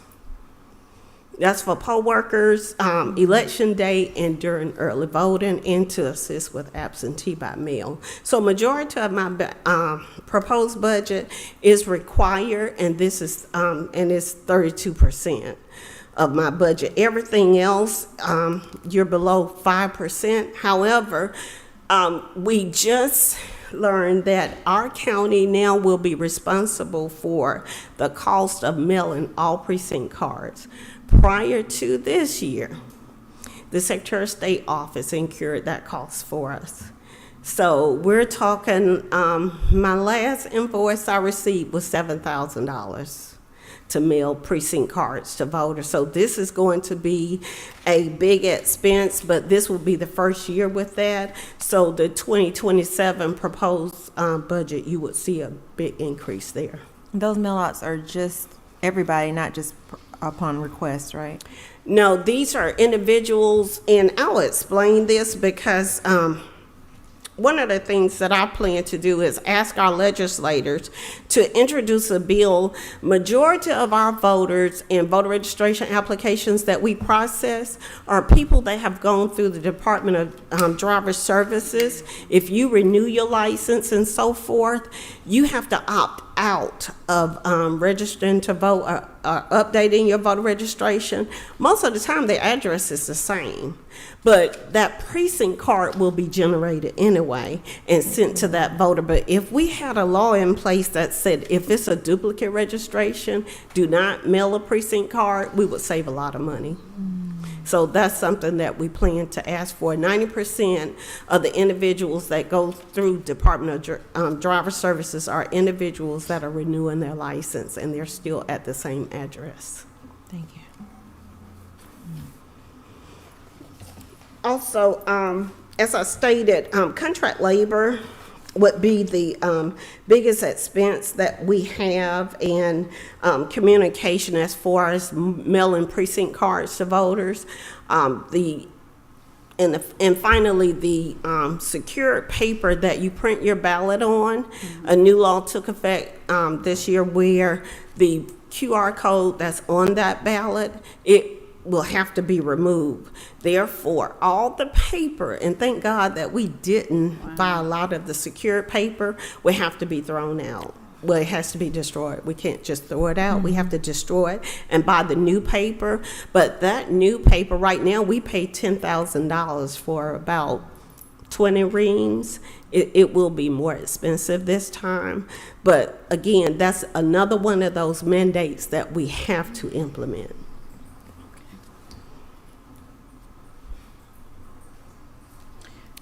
And again, moving on to the next page, board members.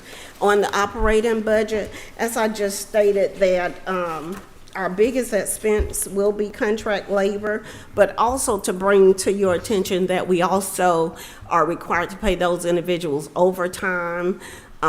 For example, when they work on Saturdays, they are already past the 40-hour work week. So we're required to pay those individuals overtime.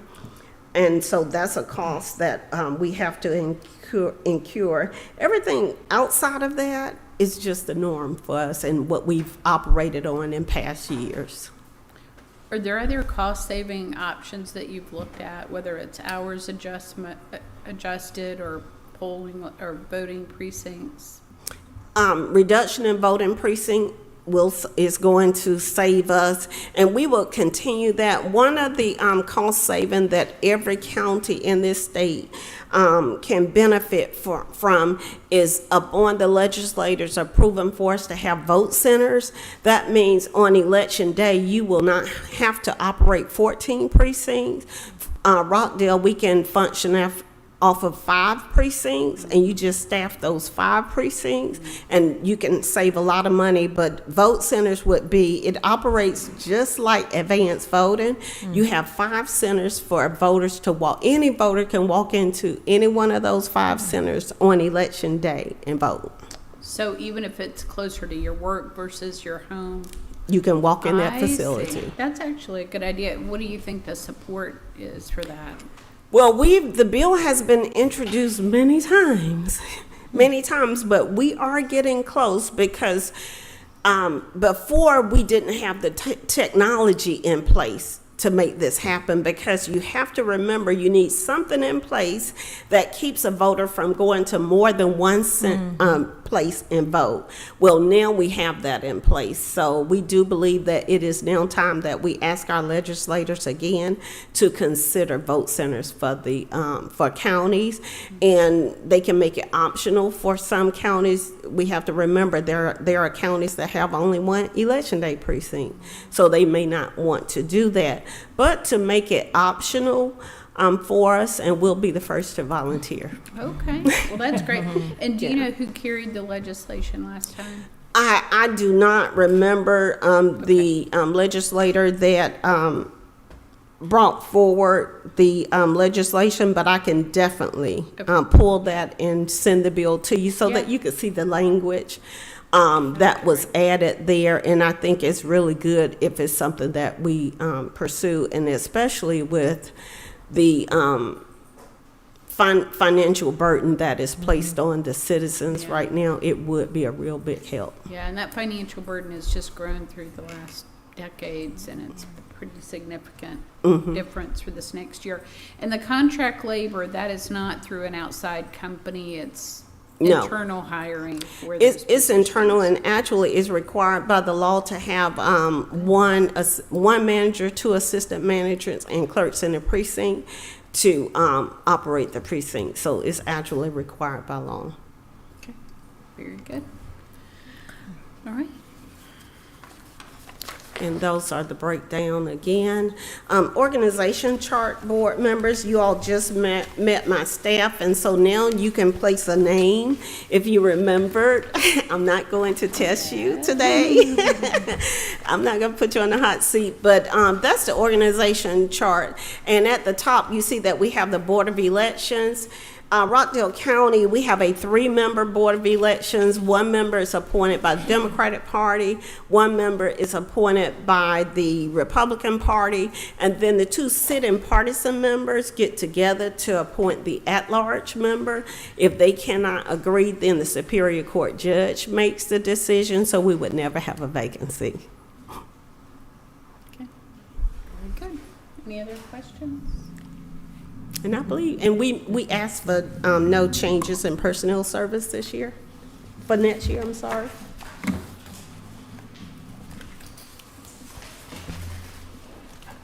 Good. Thank you so much for this opportunity. I truly appreciate you all. Excuse me, I'm sorry. I didn't get any information about the polling locations and the rental equipment. Can you I'm explain sorry? it? The rental equipment and the polling rental of location. equipment. Yeah.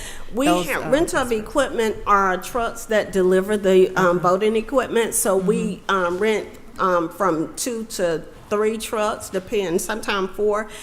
Depending on the type of elections. For the November election, we always have more people to show up to vote, so we have to we'll rent 3 or 4 trucks because it's more voting equipment. For the June election, we rented only 2 trucks because we knew it was going to be a small election, so less voting equipment. Also, the rental, 90% of that, 95% of rental is for 1115 West Avenue, the lease. So it's going to increase? Is that why the 19? Oh, I'm not sure if it did or not. Well, you can explain what this budget. is for the rental of polling locations. Oh, rental of polling places. Yeah. We have a couple churches that charge us $100, and that's less than 5. Okay. So that they charge us $100, and that's because they have to pay their staff to come in to open the facility by 5:45 a.m. on election day, and then they have to come back and lock up. So regardless of how long we're there at closing, that person still have to come back and lock up the precinct. Most of our churches, and we thank them, they allow us to use the facilities rent-free. Excellent. So where are we getting the 19.5 from then? If it's $100 and it's 5 locations, and then some of them don't charge us? Oh, that's time 5 elections. You have you got 5 elections that we're budgeting for. Okay. And we also put costs in there. For example, some of our precincts are in gyms at churches and so forth, so you may have to rent a heater, because remember, gyms, they don't have a lot of heat, and then the summertime is hot. So those type things, we have to have those incidentals in place. Okay, thank Okay. you. Mhm. Anything else? Thank you. All right, thank you all I so much. appreciate you. Thank you. Okay, now we have cooperative extension next.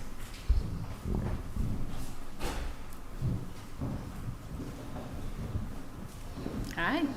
Ooh.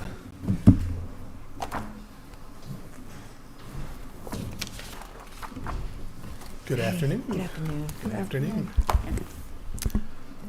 Oh, just for those that may not know who I am yet, I'm fairly new to the county staff. I've been here a couple months. I'm Director Phil Hensley, with the representing the UGA Cooperative Extension Office here in Rockdale County. For those who also may not know, every county in the state of Georgia has a representative office, basically a kind of a liaison branch, and we're one of the only states in the country to actually have that luxury of having representatives in every county. So, and we've got a lot of counties in the state. So, but I'm glad to have this opportunity today to introduce myself and hopefully talk a little bit about what we do as we go over our FY26 budget there. Oh, I guess that's on me to change. I'm sorry. Ooh. Forgive me. There we go. At the Cooperative Extension Office, our vision is to provide our research-based education and programming that address topics across 3 different program areas. And not every county extension office and every county in the state has those representatives in all 3 of those areas, but Rockdale County is blessed enough to have representatives in all those areas. We have our agriculture and natural resource program, which falls under my purview as well. Our family consumer science programming, which deals with food safety, money management, helps folks with budgeting. Again, it's cooking demonstrations, canning classes. A whole gamut of things that we really cover. And then, of course, probably the most common one that everybody associates with cooperative extension is our 4-H program. It's probably our biggest cornerstone, I would argue, kind of across the state there with our youth development, youth education programming that we do. It's not just summer camps. We do a whole lot of other things as well. And then our mission statement just mirrors with the university cooperative extension statement is to translate the science of everyday living for our farmers, families, and communities to foster a healthy and prosperous Georgia. And then our values, we kind of summed up in a paragraph here, basically that our main focus is to provide unbiased research and results-driven information that can be utilized, again, statewide. We work on a statewide level amongst all the other county offices. We kind of lean on each other for support through that too. We're very fortunate to have, again, working through the university system, we're able to tap into those specialists and professors and graduate programs and things like that. So we have a wealth of knowledge that we're able to dive into with that. Helps us access other agents and volunteer groups around the state.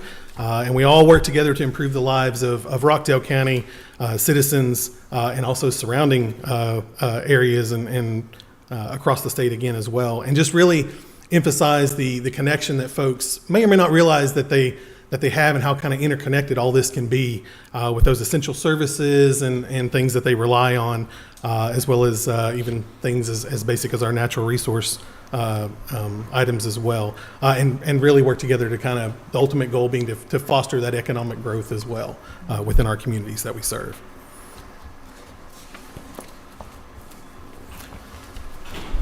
Some opportunities and challenges that we face. Again, I'm still learning through specifically through Rockdale County, the history that the office has been able to, a lot of their great work that they've done. Again, it's a fantastic facility that they have, fantastic resources that we're able to utilize. The 4-H folks reported to me that they've seen, are able to report a 300% increase in their 4th through 6th grade participation, which that is our, I guess if you want to say kind of the beginning level of our 4-H program, that's when we get into our, when they go into the schools and do their school visits with the assistants and things like that. So that's generally the age group that we are kind of introduced to youth. We certainly have younger age groups that come in. Typically they're siblings of those students that we serve in the school system. And of course they do a plethora of programming outside of school. We strive to reach, that's one of our goals this year is to market even more within the school system and to be able to reach and be more involved in the school system. We have a lot of activities outside, but even to get into, there's still a couple schools that they've shared with me that don't have access to yet for whatever reason, whether it's scheduling issues or I know a lot of times in a lot of the different counties, some of the private entities don't do that. They don't collaborate with us at all. And so we're hoping to work our way into some of those areas just to get that more exposure to those students and offer them some of the programming that we offer. We had almost 700 student contacts made through the 24-25 school year. That is from the previous county where I was at, that is a substantial increase than what I'm used to. Our numbers were a little smaller there in our 4-H group. So 700 contacts again, and that's just in the school, meeting on once a month. And so one of the interests that our 4-H agent, who's just recently promoted to her role, is she would like to expand that to more in-school meetings instead of just once a month, get in front of the kids and engage the kids even more if possible. So that's one of the things on our list to work on.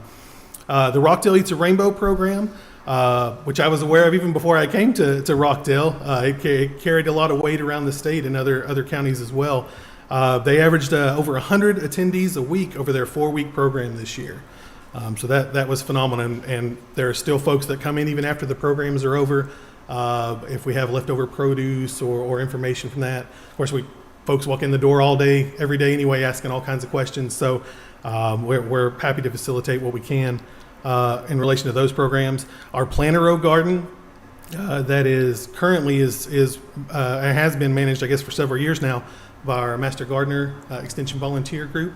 They have donated over 2 tons of fresh produce over the past year, really even into this current year here as well. I know they average, I think even this week, the report I saw was I think it was almost 20 pounds that they donated. They were directly impacted at the local food banks that they had donated. Said there were 20 families that it flew off the shelves as soon as they set it out. It was gone. But that's a weekly occurrence. We're able to donate that produce from that garden, and we can't even utilize all the square footage that's out there just with the amount of. We would just need more hands to really continue to grow even more. But it's amazing to be able to donate that much produce as well. So where is that garden? That's off Parker Road at Wheeler Park. Okay. And I'll talk a little more about that here in a moment as well. And then the at least for my program area, for the agriculture and natural resources part, we're able to add an additional staff member, Ms. Alexis Alexander, for our community garden program assistant. So is this Plant a Row program, is that the community garden? That is at the community garden space, yes ma'am. So it's Okay. the way, I won't go too much into that. Yeah, I know we've got another plan in the future there to really expand that for y'all and let y'all really see what's going on there, what the plan is for that. But basically half of that garden that we really can't maintain or stays overgrown, that the volunteers just can't keep up with, will be repurposed and kind of reimagined as a community space, educational space. So there'll be the understanding is there'll be sensory gardens, green space to hold programming. There's some wellness areas. Expecting folks to come out and do some health programs. I know yoga was on the menu, things like that. And the big part to me coming into it was that it would be open to the public as well. People can walk in and be part of it. Right now, the way the Planter Row Garden is, there is a high fence around it for protection from wildlife, probably more than anything, but just to kind of protect the equipment and things that we have as well. But half of that will be repurposed again for those. There'll be fruit trees, plantings, things like that, some ornamental plantings, really kind of a blank canvas in the sense of programming opportunities that we've done. Thank you. Mm-hmm. Some of the opportunities that I was able to identify, I put at the top of the list, that was one of the more exciting meetings I've had here locally since I've been here, was with the Restoration Storehouse. Phenomenal folks and phenomenal things they're doing there. That was, we actually were able to sit down with some graduate students from Georgia Tech, had asked for a meeting with the leadership there, and he had tapped us, knowing that we had the little garden space out back, and also had worked with previous staff members in the office, and wanted to know if we'd sit in on that meeting as well. And there was, I think we kind of blew their minds, the things that we were able to collaborate with, and potentials with that, and the future plans for the community garden space. We're hoping to kind of loop into that as well with some of the work they do, and having folks that participate with them to come out and be involved in that as well. I've already kind of mentioned the community garden there. I'm really excited about that. I'm being agriculture background. I love being outside and love being able to educate folks about that kind of stuff. Environmental education and things. I threw on there because at the time I was typing this up, we had our 4-H activity bus returned to us. They said they were told a couple years ago that it was kind of dead on arrival at the mechanic shop, and that there was no chance they were going to be able to save it. And then magically we got a call and said, your bus is ready, come and get it. So that opened a lot more doors of things, not having to rent things to travel to events and things, especially for the 4-H youth that we serve as well. So that was exciting there. I've had a lot of interest, again, just folks reaching out to me from the area schools, middle schools, elementary schools, whatnot, about starting school gardens. So I'm setting up some meetings with some STEM coordinators, and even I've got a principal or two that want to talk about, how feasible is this to do? Is this am I crazy, or is this something we can actually pull off? So I've got some materials put together for them, to kind of give them the pros and cons, or the needs of what that might be. Because the last thing we want to do is install something like that or spend money on something like that and then it just sit there. So. But anyway, so that's a fantastic opportunity, always open for stuff like that. And then obviously I can always add that to the list, is we can always do better at promoting ourselves and promoting our marketing and sharing our programs that we do. I know the university always says that it's one of the greatest things the administration always hears is, boy, you guys are the extension is the best kept secret. And it's like, that's literally the opposite of what we want to do. We had, that's great. So the folks that know we exist and know the resources we have, they utilize us a lot. They get a lot of traction out of us. It's great. We have great relationships through that, but we want everybody to know. And so that's, as far as I'm concerned, that's on my plate to know. And I've polled the folks in the office, and they all admit, yeah, we could do better. We could do better. So that's at the top of my list, is to really get us out there and get us involved within the community and whatnot. The challenges, I would imagine everybody's probably cited that, but price increases kind of across the board. Travel for sure. Gas hasn't gotten any cheaper, at least for the amount of stuff we do, and the little, even around the community. Supplies and equipment, of course, everything's kind of gone up. We've got some new staff members, or even staff members that have been in the office for the past several years, even up to a decade or more, but they've taken on new roles. And so with that, the university requires training and things like that. They do a phenomenal job, but at least through their first year, there's a lot of, they go between all the different campuses, and they'll go to different counties, and just to get that good basis under them to be solid agents and to build really that rapport. Again, the counties work between each other really well, the different county offices across the state. So that's part of that exposure as well. The loss of grant opportunities and some affiliated funding. I know in our particular case here in Rockdale, that wasn't the SNAP-Ed and FNET programs. We didn't have this position, but some other, the previous county I was at, we lost AmeriCorps members. We lost, again, the SNAP-Ed folks, they're out of a job in September. And so there's a lot of that. They fill a fantastic niche. I mean, they do a great service with their programming that they offer. The only kind of positive to that is that those folks are now looking around at other opportunities, and so we've got with some vacancies that we have, we've got a couple of those folks that are looking our way here, and so I'm trying to do my best to kind of wave that flag. Look over here. Look at Rockdale. So that's the bright light of that, I guess, in that sense. We do have a need, and again, it's been identified at the university level, but the resources for specifically for non-English audiences, but just in general, just being more accessible. Again, that kind of goes into the marketing part of it too, but then are we marketing to the right audiences and things like that, and to the folks that can really utilize the services that we offer to the best of their ability, really can take advantage of all the things that we have the ability to offer to them. Staff turnover, new director. I've got a couple new agents, my 4-H. So when I walked into the office in May, there were no agents in place. So we didn't have an agriculture agent. We didn't have a 4-H person. We didn't have family. So it's been a complete turnover on that sense. Again, those other 2 folks have been in the office, and so they've got community contacts. They've built relationships and whatnot. But now it's their kind of opportunity they're still in a new role, have more resources, and really, now they're in charge of their program, so to speak. So learning really, I guess, kind of how they want to develop that, and making, instead of just, they were in assistant roles before. And so now they have the reins basically of their programming, and seeing how they can expand and open new doors for their programming.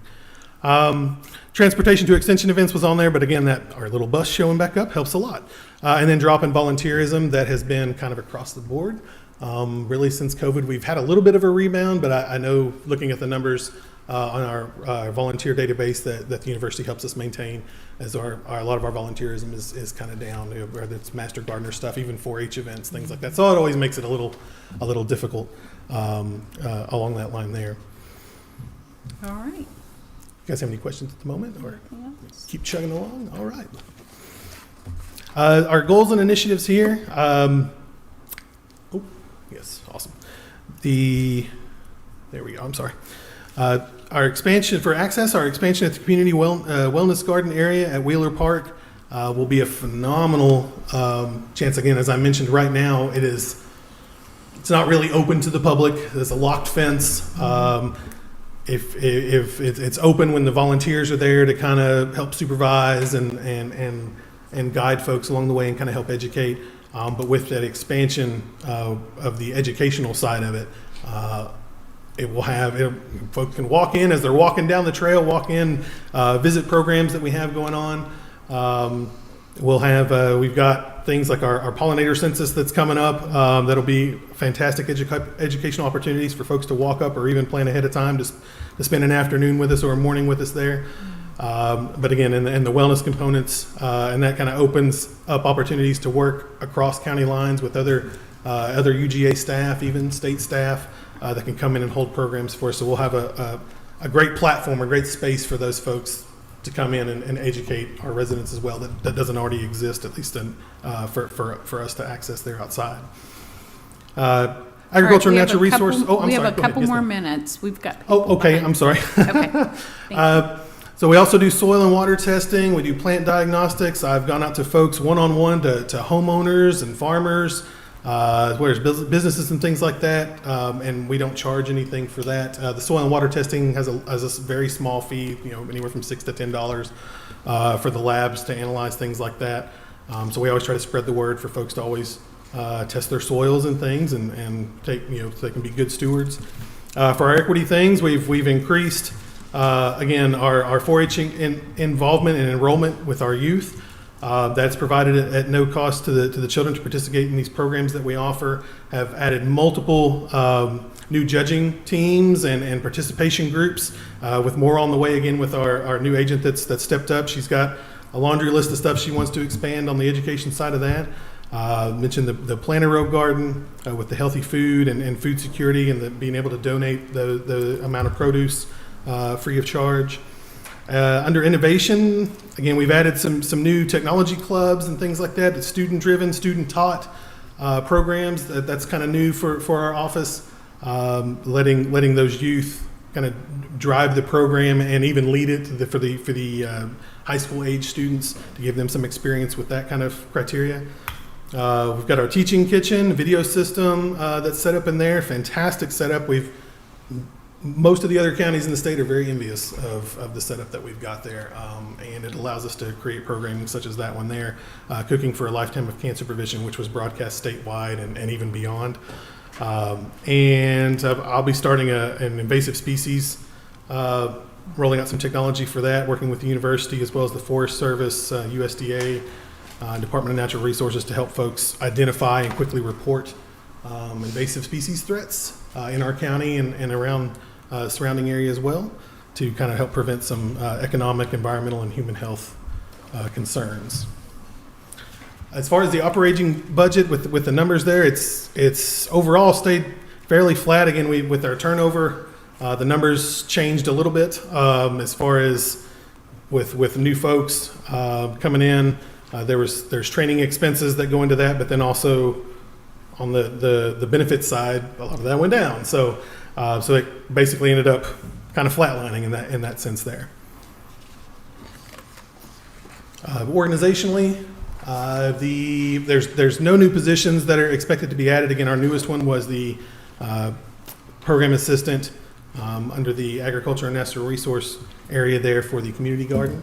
But just there, I already mentioned, we've got our agriculture and natural resource agent, our 4-H agent, and then a family consumer science agent. Any of those positions could hold the director title. It just happens to be me, but we're all at that level there. And then where our admin assistant, along with each program area has program assistants. 4-H has 3. Our ag and natural resources has 2 program assistants, and then our family consumer science currently has 1. And the ones that are highlighted blue are vacant for now, but we'll be interviewing for those starting next week.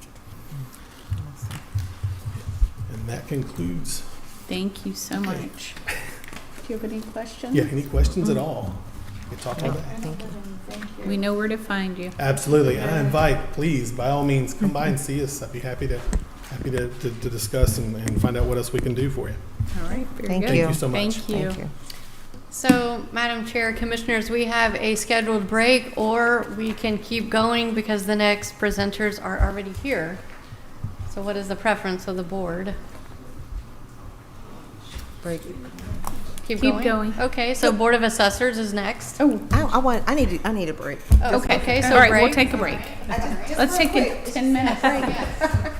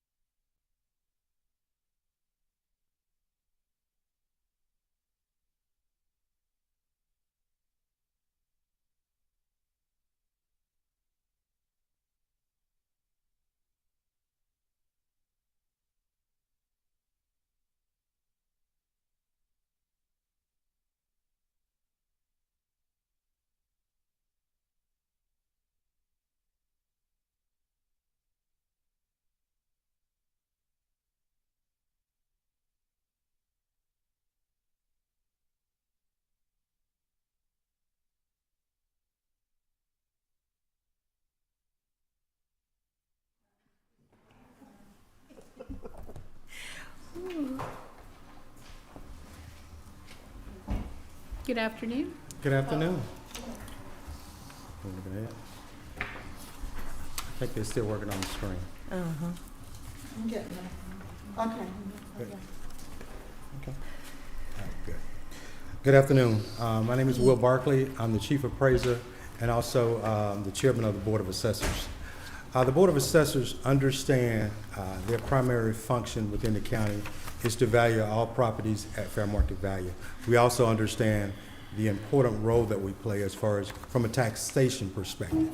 We know that a good portion of the county's revenue is generated from property taxes. So we take great pride in trying to value everyone's property within the county at its correct fair market value. So within the vision, mission statement, as far as some of the values, I'll talk a little bit about what we look for when we're trying to address those things. As far as with the vision, we created a new vision stating that the Rockdale County Board of Assessors Office strives to be a steward of public trust, ensuring compliance, equity, and transparency while enhancing the quality of life within the community. Our mission statement is to ensure all properties within the county are assessed according to fair market value as mandated by the Georgia Department of Revenue, and to provide excellent customer service through strategic activities which inform, educate, and connect with the citizens of Rockdale. We think that some of the values that we're going to focus on actually enhance those things as far as service. We want to treat everyone with respect, regardless of who they are, whatever their value is, we want to treat them with respect.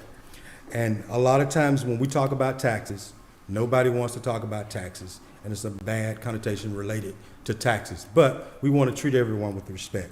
We want to be fair. We want to be impartial. We want to instill integrity, doing the right thing, even when no one is looking, and also being very open about our valuations. One of the key things that we want to focus on is education. We want to educate the public about the process. How do we come up with the values?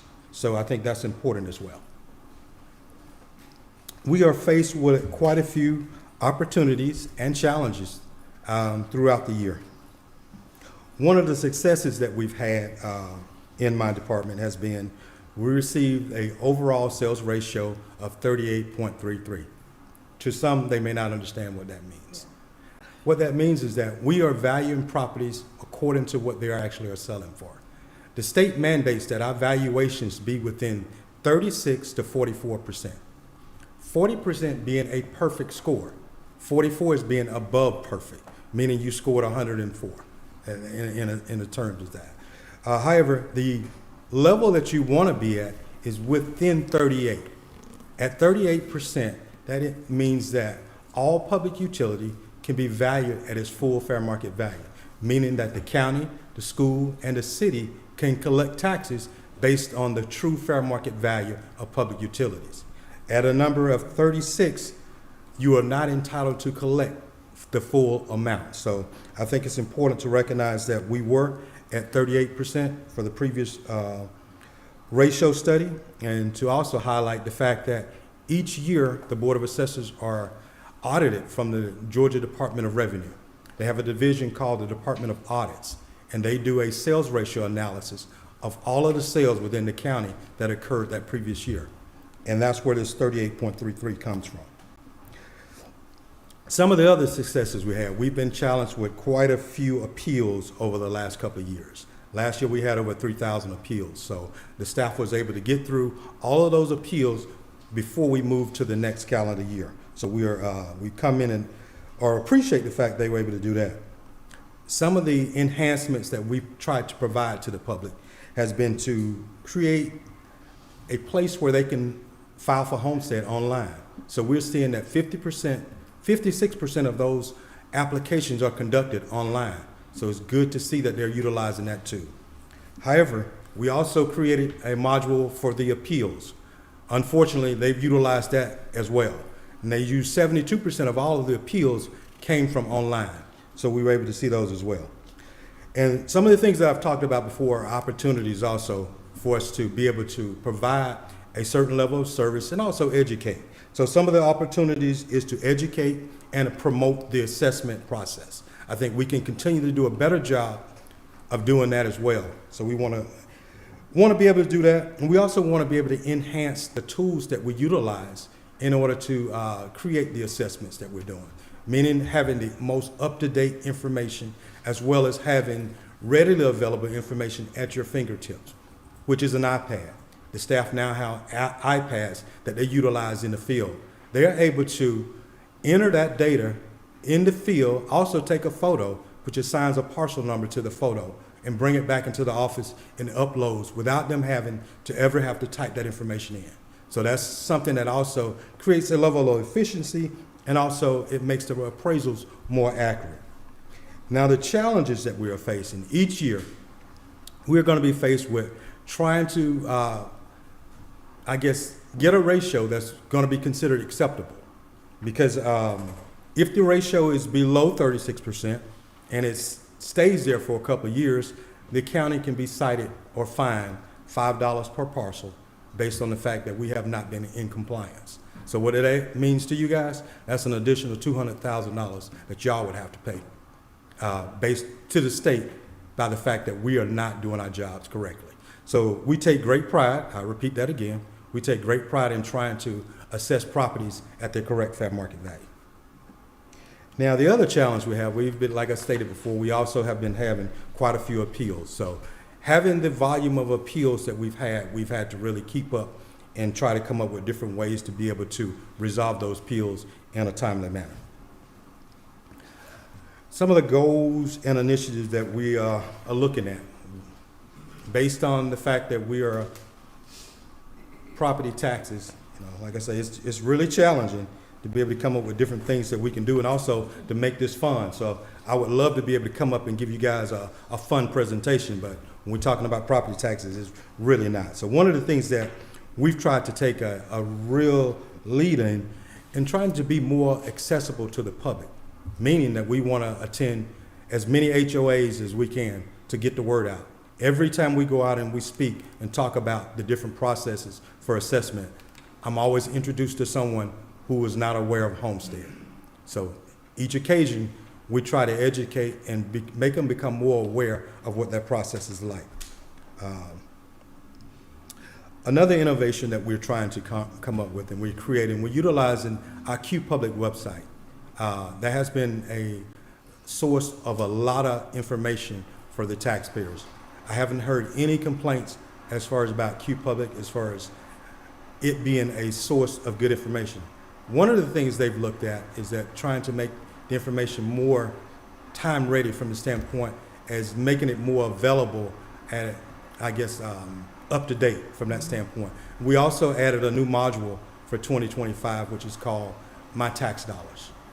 It has been tweaked a little bit due to House Bill 581, creating a lot of havoc with that, so we're having to tweak that a little bit to get it right, to give us the right numbers. But that is going to give taxpayers an opportunity to visually see where their tax dollars are going, as what percentage is going to fire, what percentage is going to the sheriff's department, what percentage is going to public safety, and also what percentage is going to general government. Those are some of the things that we're going to implement on the website to make it a little bit more friendly.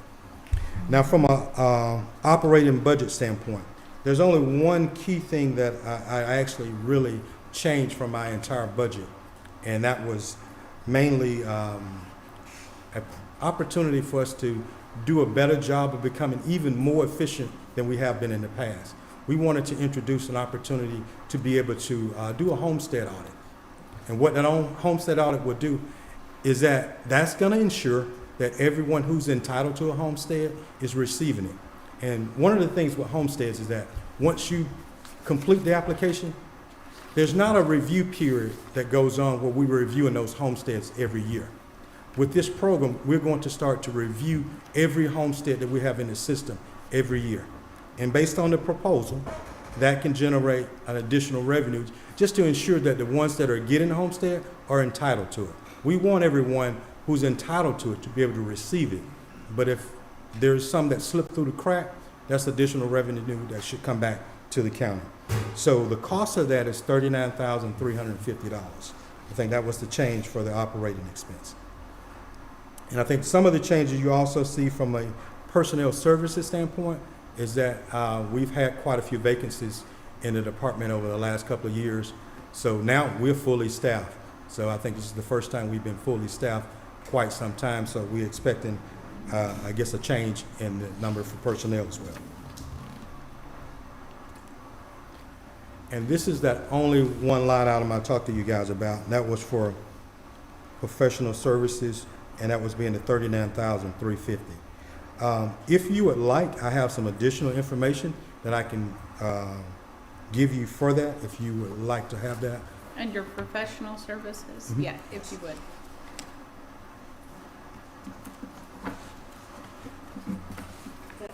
And just the breakdown of what the 158,000 is.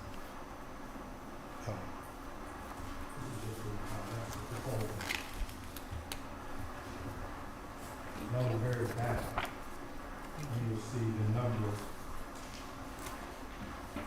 that's related to the costs and what kind of revenue that might generate. This is the homestead assessment. Yes, it is. It's 39,300. That's what it would cost. So where does the 158 come from? Let's see.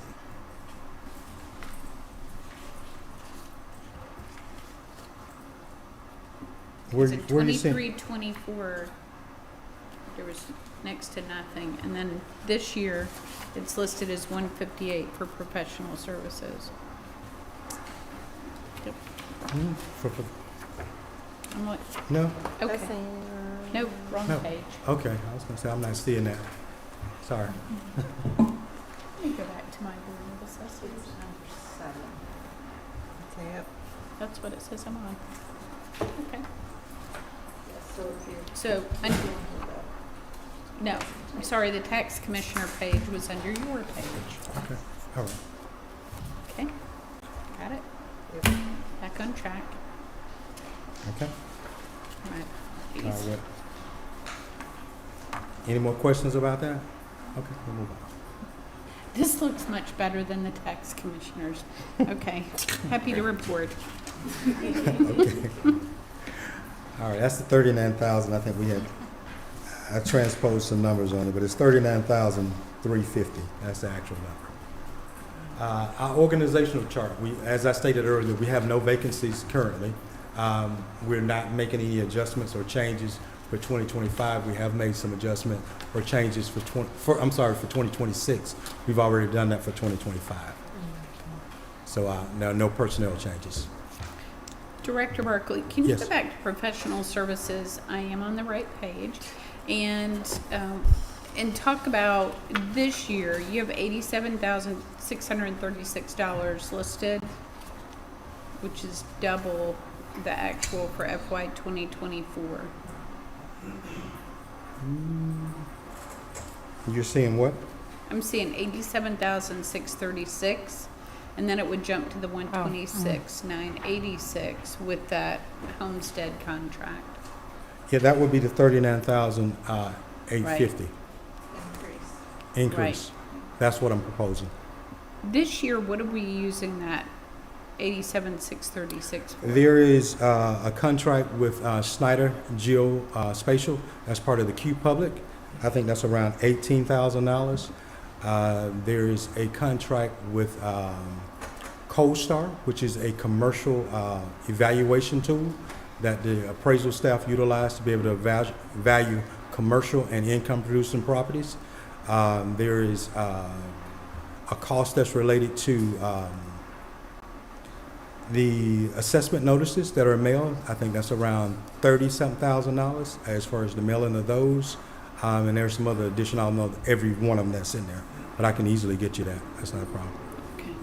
All right, very good. And those will all stay the same? Yeah, all of those will stay the same. Okay. And just to touch on that a little bit, all of those will stay the same, even though there's going to be some kind of increase based on what I'm hearing from each one of those different entities that I've referenced, as far as a cost of living increase from year to year. But we're hoping that we were able to reduce some of our budget from 2025 with the fact that we did return 2 vehicles and also 2 cell phones that we're actually being charged from the 2025 budget that won't be in 2026. Oh, So we're hoping that that will alleviate the, the difference in the cost that is going to increase. Very good. I have a question. Sure. I know you mentioned that there were a lot of appeals. Yes. So what are your plans to assure the public that you are being accurate and fair with the assessments? Each year, we're audited by the Georgia Department of Revenue, so that audit is available. And every 3 years, they actually do a physical audit where they come through and interview us based on over 300 different questions that they ask related to our processes, our policies, and all of those things, just to ensure that we're valuing properties correctly. So last year, I think there was roughly maybe 2,000 or 3,000 sales that occurred within the county. And within those sales, they took a sample of all of those sales just to determine whether or not the properties were being valued correctly.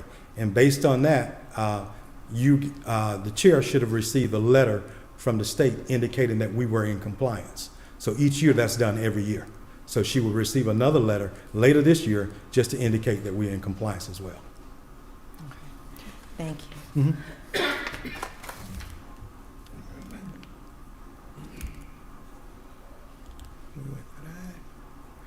And our CIP. One of the things that I think from a CIP perspective we wanted to look at was that we wanted to do what we call a county revalve.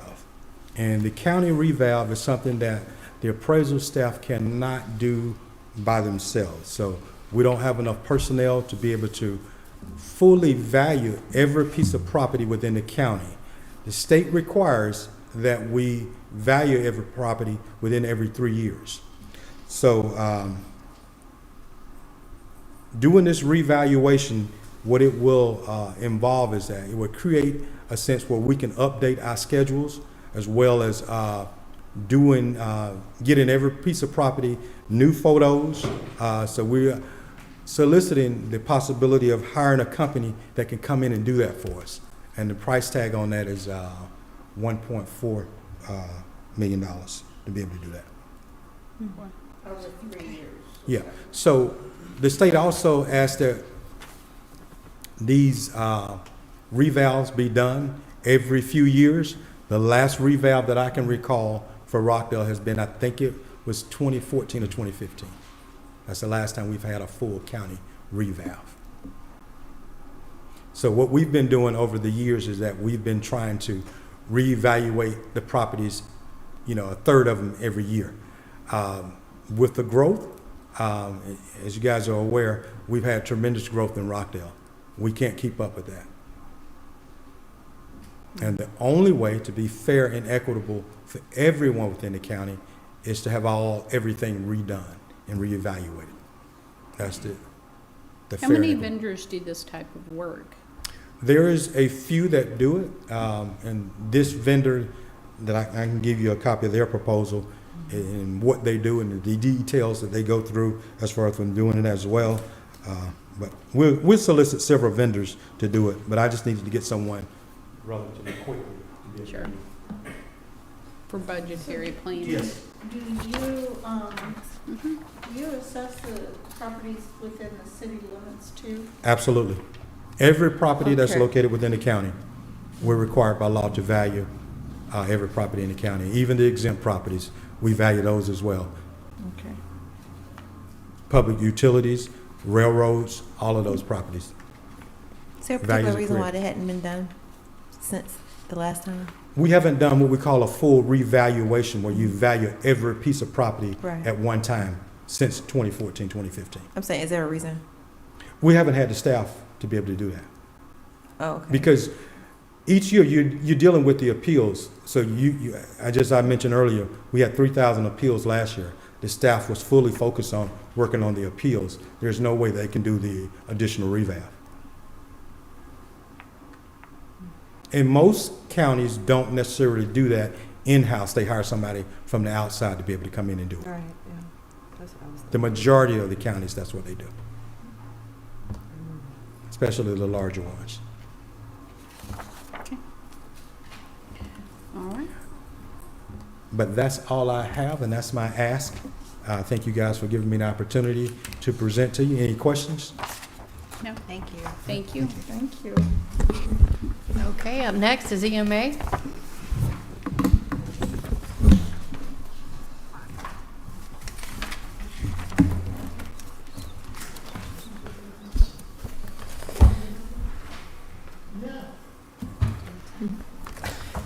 Good afternoon, Madam Chair, Commissioner Smith, and Commissioner Williams. I am Sharon Webb, Director of Rockdale County Emergency Management Agency, and I will be presenting the 2026 proposed budget for EMA, which is to include animal services and 911 communications.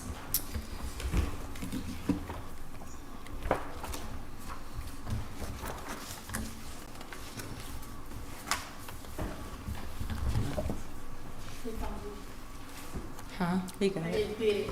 Okay. All right. As you see, we have the vision, mission, and values. I'm going to read over the mission statements for all three divisions. For EMA, Rockdale County Emergency Management Agency leads and coordinates mitigation, preparedness, response, and recovery in Rockdale County to minimize the impact of disasters and emergencies on the people, property, environment, and economy. Mission for 911. The mission of Rockdale County E911 Center is to serve as a critical link between our citizens and public safety providers with the highest level of integrity. We are dedicated to supporting all public safety departments in their quest of protecting life, saving property, and assisting the public. Our standard is excellence, and our model of success is teamwork.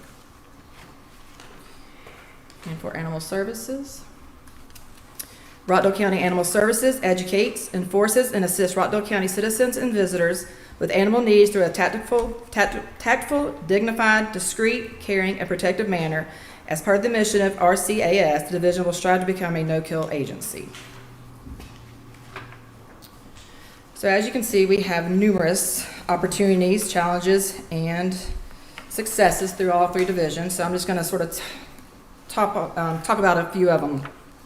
For successes, EMA, we had our able to fill the operations manager position, and with that position, we were able to move a 911 supervisor who had over 20 years of experience, which is a huge benefit to EMA, knowing how the 911 system works, as well as have been a part of EMA before. EMA, we have been continuously working with all the county departments and law enforcement, fire, CPD to revise the LEOP, Local Emergency Operation Plan, which has been signed and adopted.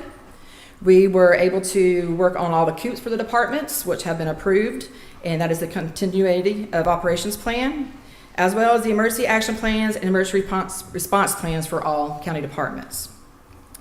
EMA has also been able to reestablish the LEPC, Local Emergency Planning Committee. This committee assists in preparing for emergencies, particularly those concerning hazardous materials. We are about in, I think, our 6 month of meeting. So we actually have a committee that is formed. We have stakeholders. We're still trying to get more industry participation, but we are working hard on that. But it's coming along. I'm just glad we were finally able to reestablish it. Some successes for 911. We were able to fill a quality assurance and quality control position, which improves quality care. It enhances the education, standardization, performance improvement, and offers continuous feedback to our dispatchers. We were able to implement to text to 911, which allows callers to text to the 911 center in case they're in a situation where they can't speak or on a phone call. So that's been a huge asset as well. For animal services, one success was they were able to receive over $40,000 in grants and donations. That has assisted with the auto gate for the public safety over at the facility, training, vaccines, purchasing a microscope, and they're going to actually implement some scanners for fire and LEO for microchipping for when people drop dogs off there. They can go ahead and microchip and be able to call the owner without animal services have to come out and deal with that. They were also able to receive $20,000 in donations for supplies, so that allows them to purchase cat litter, toys, leashes, which they can give people who come in and adopt some little, like a care package when the animals leave the facility. And then the last one for animal service I want to speak on is they were able to obtain a no-kill for over a year, which means they were 90% or higher of intakes made it out alive, which is only to include cats and dogs. So that was a good thing for them. Some of the opportunities for EMA is we want to locate a storm shelter within the community, additional training, which we started earlier this year with EMA offering training to county employees, and we've also offered GEMA classes that have came in as well as FEMA classes, so we want to continue that. 911 wants to increase their training opportunities, and animal services enhancing on public education, new adoption programs, and improved customer services. Some challenges for EMA has been citizen participation, 911, employee retention, animal services, employee retention, and qualified candidates, as well as short-staffed, and they've also had an influx of animals due to an increase in hours and the economic state. So for our goals and initiatives, for access, the mobile pet adoption has provided by the Animal Services, which is able to take the adoption trailer out to community events and hopefully get more adoptions instead of people having to come to the actual facility. The implementation of Pro QA for fire and law is the call intake. So when someone calls in, each individual gets the same type of response from the dispatcher. So they have a list of questions they ask, and so something's not neglected for one caller that might be neglected for another. It's a strict list of things that they have to ask the caller so they can have the same response. And then, of course, cross-training of personnel, which allows us to be more active in the community with everyone knowing the same type of position and awareness and pushing more of education out to the public. The equity is to educate community on emergencies and responses with trainings that benefit them. So we're able to have a target audience of senior citizens and teach them on things that benefit them, as well as children or homeowners. So just being able to really focus on what people benefits them and not just being a general overall education program. And then the innovation, we're since last October, the new 911 center is fully operational. It has enhanced call taking and response, especially for the dispatchers as well, having a better place than what we had before. Preparedness of trainings and presentations to community, and then of course updating the county response plans was a big innovation with the population growth and the continuation of the county growing, turnover for employees, as well as the new board. We were able to put everything together and all of us be on the same page. So for my operating budget for EMA, I had an increase for $26,600, and these were for, one is for the sale option and the maintenance plan approved, which was for the weather sirens, which is a $25,000 maintenance that was spread out over 5 years. So we've already paid one $25,000. We were due up for the second one. And this was from a total of $122,126, which is what came to be seen when we decided we had to go with the sell option, because the option they chose in the first place did not work, which was because of the treetops, which we talked about up on the north side.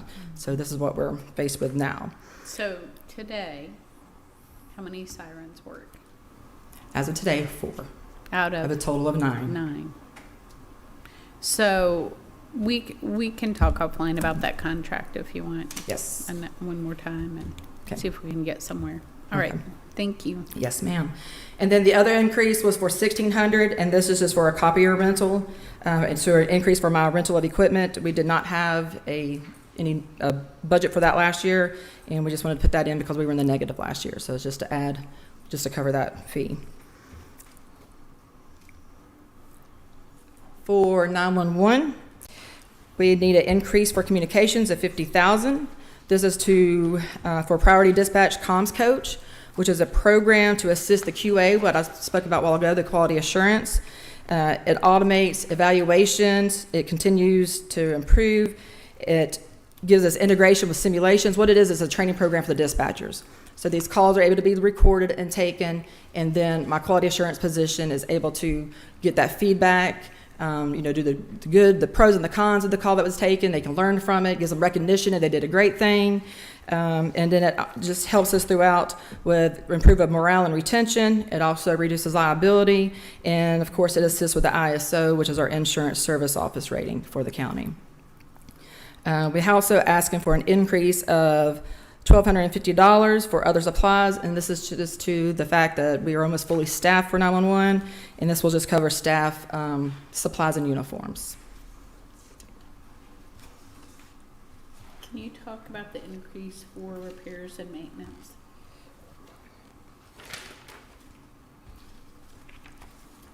For 911. for 911.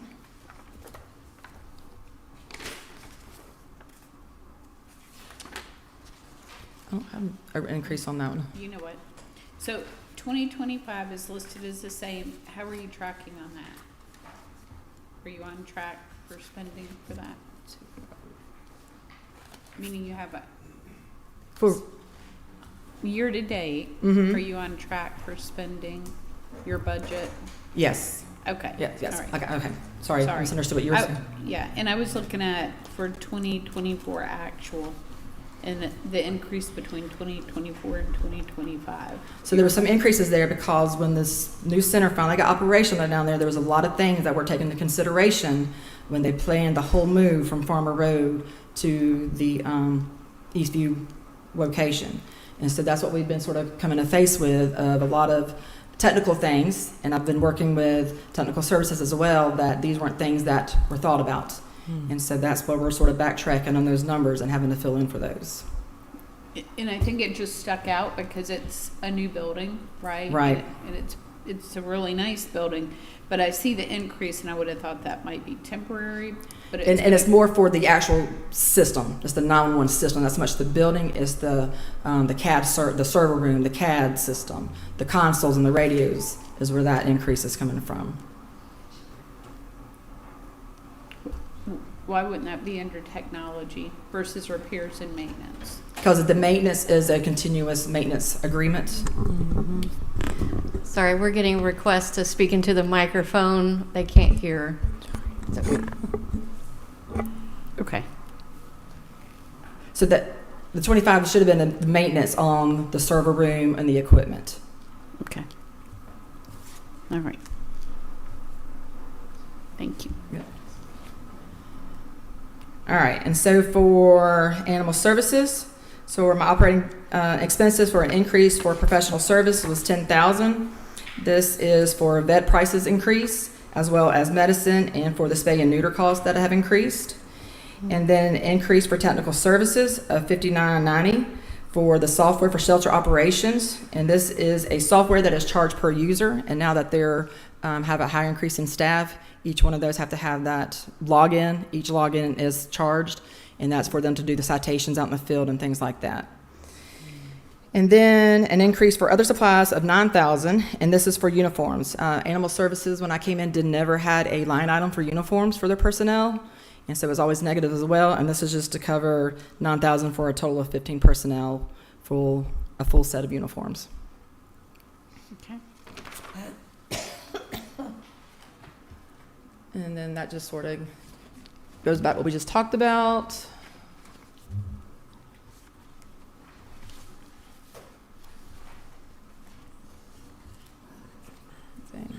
So for my organizational chart, as of now, we have for EMA, we have a total of 5 positions, which doesn't include me, with no vacancies. For 911, there is a total of 33 positions with only 2 vacancies, which they will start hiring in October for those 2 last operator ones. And then for animal services, there is a total of 15 positions with a total of 5 vacancies, but they are in the process of interview process right now for those 5 vacancies. Okay. For proposed for 2026, EMA and 911 do not have any proposals. However, for animal services, there is a proposal to reclass the admin coordinator to administrative supervisor and to add 3 new positions for dispatchers to take the call intake, which will take off some of the responsibilities of the admin coordinator as well as the deputy director so that they can target on other situations and issues that need to be addressed. With that being said, the 3 dispatchers would come to a total with their salary and benefits of $146,236, and then the reclass from the admin coordinator to the animal supervisor would be $4,393 for a total of $150,629. Okay. And are you tracking, is that department tracking when they get calls, responses, things like that? Because I know the hours have been extended, and I thought that might be why, and the actuals for FY 2023 jumped significantly in 2024 and continue to escalate.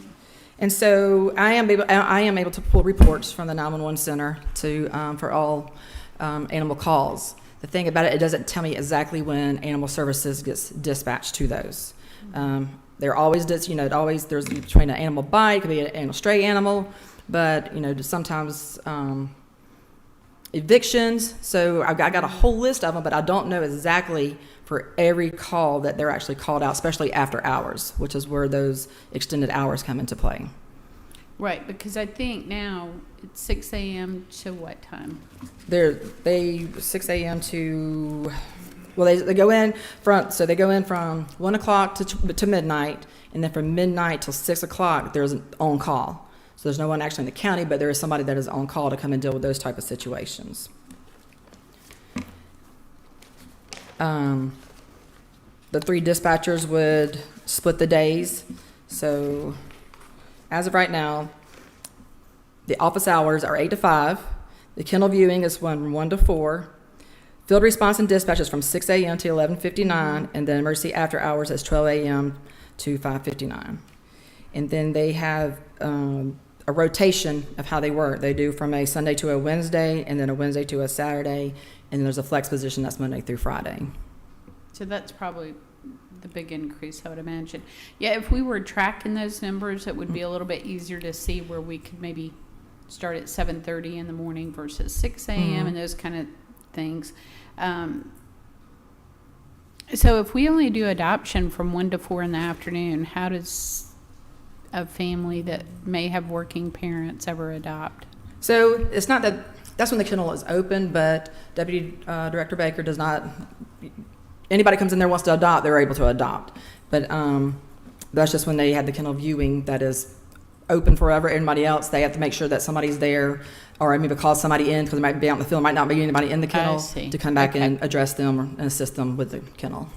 Okay. And Saturdays, do they do any adoptions or anything like that on Saturdays? No, ma'am. They have the flex position, so, I mean, if somebody made an appointment, they could. Okay. All right. We'll talk about that. I also just want to point out all the mobile adoptions that they do. I mean, they've really gotten good about going into the community with the, I forget the name that they call it, but they've got all the animals in the cart and they take it out with them. I see it all over the place. So just figured I'd point that out. Yes. Thank you. All right. So there's new positions. All right. Any questions on the budget? All right, capital improvement.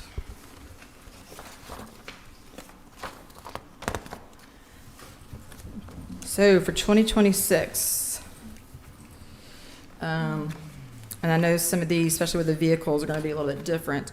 I did have a request for an additional Ford Explorer for the new personnel that I had. And then I had a replacement of 2 of the AC field trucks to be replaced for 2026, as well as for technology for 2026 is the UPS utility power system for 911. This is the system that we have to have. It's our backup system. So if everything goes down and we don't have it, we lose everything. So it's just it's where we need to be. It's time to be updated. The system is supposed to be updated every 5 years, and we are in year 10. So this is something I need to really push to make sure that we have that backup system. 2026 EMA is requesting a mobile command vehicle, which is the big vehicles that y'all have seen that are able to do operations, operate at EOC, any type of big disaster event. Before we do not have one within the county. Sheriff's Office usually has the big tractor trailer that we have utilized before, but over past events, we have, GMA has some that we can sometimes get, or during a past event, we were able to, Coweta County and DeKalb County were able to assist us. But if we were to have one of these within the county, it could be utilized for all public safety on any type of incidents, big or small. So the sheriff doesn't have one anymore? He still has the tractor trailer, but I don't think it's up to par. I don't think it operates the way that it needs to operate. It's just old. So. Okay. Also had a request for a digital message board. We do have one, and it just assists in prior incidents, even with the weather. We're always needing, more digital boards, and this is just something for, to advise people of events happening or road closures or anything like that. So I wanted to input for one of those. Is that a like the travel little trailer that you can pull behind. with Yes, ma'am. messaging? Yeah. And then Animal Services, they are requesting for 2026 pole barns with pads. I don't know if you've been over there and you've seen all the trailers are back there in the field. Well, after so many years, they start getting weather. The tops start cracking. So this would like a concrete pad, put up a pole barn, so those trailers can be sheltered from the weather and the heat and everything else, just to keep more life expectancy on them. Right. And that is my request for 2026. Okay. Any questions? For 2027, of course, replacement of EMA 6 and 7, the Ford Explorers, just getting to the mileage and time frame. And then Animal Services, had a request for a new F-Ford 250 with the Carrier, which is the field operations truck. That would also include tough books, so they can do all the work within them, writing the citations. So that is for the technology increase for Animal Services. And then they also, for Animal Services, exterior site improvements. I don't know if you've been over there, they got it fenced in the back and there's extra land back there. They want to, we'd like to enclose that for a pasture. They do get horses, cows, pigs every once in a while, but gives a little bit more area for those animals to roam when they get those, but also a little bit more of a playground for the animals to go out and run when they're kept in captivity for, an amount of time. Right now, they just got the little place where they can go out there and walk, but if they had a field they can run in, just better exercise for them. As well as the visiting site on the right side of the building where you can go out there and meet the animals. They want to put an awning there just for shelter, when it's hot or for weather. And then for 2027, EMA is needing a storage building at the East Fairview facility. We have the White House, but it is falling apart. It leaks. It's got mold all in it, and I got a lot of equipment in there. I just need to have better protected, so I just want a storage building for that. And then for 2028, additional vehicles, as you can see, as well as Motorola. This is the big one. This is a upgrade to the system. And this is $14 million, $468 and $25. And this is an overall upgrade that will replace the server, all the CAD, and all the radios in the consoles. And this upgrade comes in time when if we don't do it, then we start falling behind. The system starts lagging and all that kind of stuff. So that's just something that we know we're going to have to do eventually. And which grant are you writing for that? I'm going to be searching for all of them. Yes. Start now. And then 2029, additional vehicles. For Animal Services, they get them the same things as tough books again to incorporate into those. And then Animal Services is looking to, if they keep expanding with the animals they're getting in, then we're going to need to expand. I know in the past years they've asked for an additional location on the south side. So I don't know if that's still something we want to look at, but of course it's costing going to be about $6 million, or relocate the whole facility to a central location and expand it. And then 2030 was just additional vehicles or replacements. And that is my capital improvement plan for EMA. Thank you. Any questions? All right. Well, thank y'all very much. Thank you. Okay, we have General Services next. With the shortest presentation of the day. Exactly. It's going to be impressive.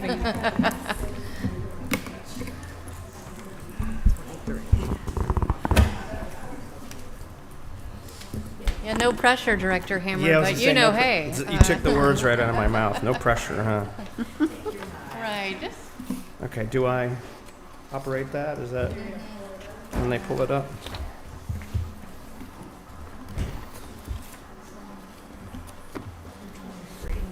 Oh, thank you. Well, I went through this morning, wrote down the Well, I'm going to let you do it for the next day and cheat after you. That's a really good idea. That's right. Okay. Ready? Good afternoon. I'm ready when you are. Okay, we're ready. Okay, and I'll make this the shortest presentation of the day. So, as you know, general services, I'll go on to this one. General services is support services, so most of what we request is not for us or our department, it's for everybody else. That's how I would like to start with that. We assist all of the county departments, all the elected officials, all the constitutional officers, and all the appointed directors and officials as well.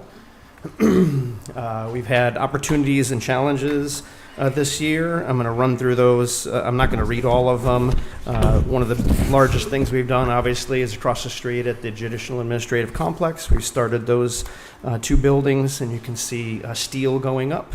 And one of our challenges that I want to highlight, the last one there, and I'm going to talk about a little bit later, is outfitting all departments with the vehicles, but at the same time increasing the efficiencies of them. So I'm going to come back to that a little later. Our goals and initiatives, like I said, I'm gonna jump through these.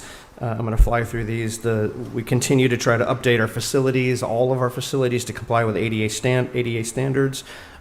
We have about 34 buildings that we support directly, and about 80 that we support indirectly with the Sheriff's Office, Water Resources, and Stormwater. And we also are working on improvements over at Wheeler Park. There's a whole lot happening over there. New splash pad. The skate park should go in pretty soon, and there's a lot of activity over there. And we're pretty far into the process of, we've designed the community garden, and I believe that one is already out to bid, or is out to bid shortly for that. So a lot of things happening. Just keep in mind, we support Parks and Recreation, Sheriff's Office, the judges, the elected officials, everybody that will present over these 3 days. We're the backbone behind it. And we kind of look at ourselves very similar to the General Services Administration. We don't have the federal budgets, the federal government's budget, of course, but we try to maintain the same standards, the same level of service that they would, even so far as being landlord, so to speak, quote unquote, for some of the tenants that we have, such as the Health Department, DFACS, and even a DUI accountability court. So our operating budget, as you can see, is up and down and up and down. And the reason is we're going to make some rather drastic changes this year. That's what we're proposing. So our operating budget is going to be reduced by $332,800. These are numbers from finance, and I'll go over them on the next couple pages. The personnel services are increasing by 507. A portion of that is the 2.5% increase that we received this year, so that's a vast majority of that. It's about $180,000 of that, and the remaining part, I'll show you in a minute, is additional personnel.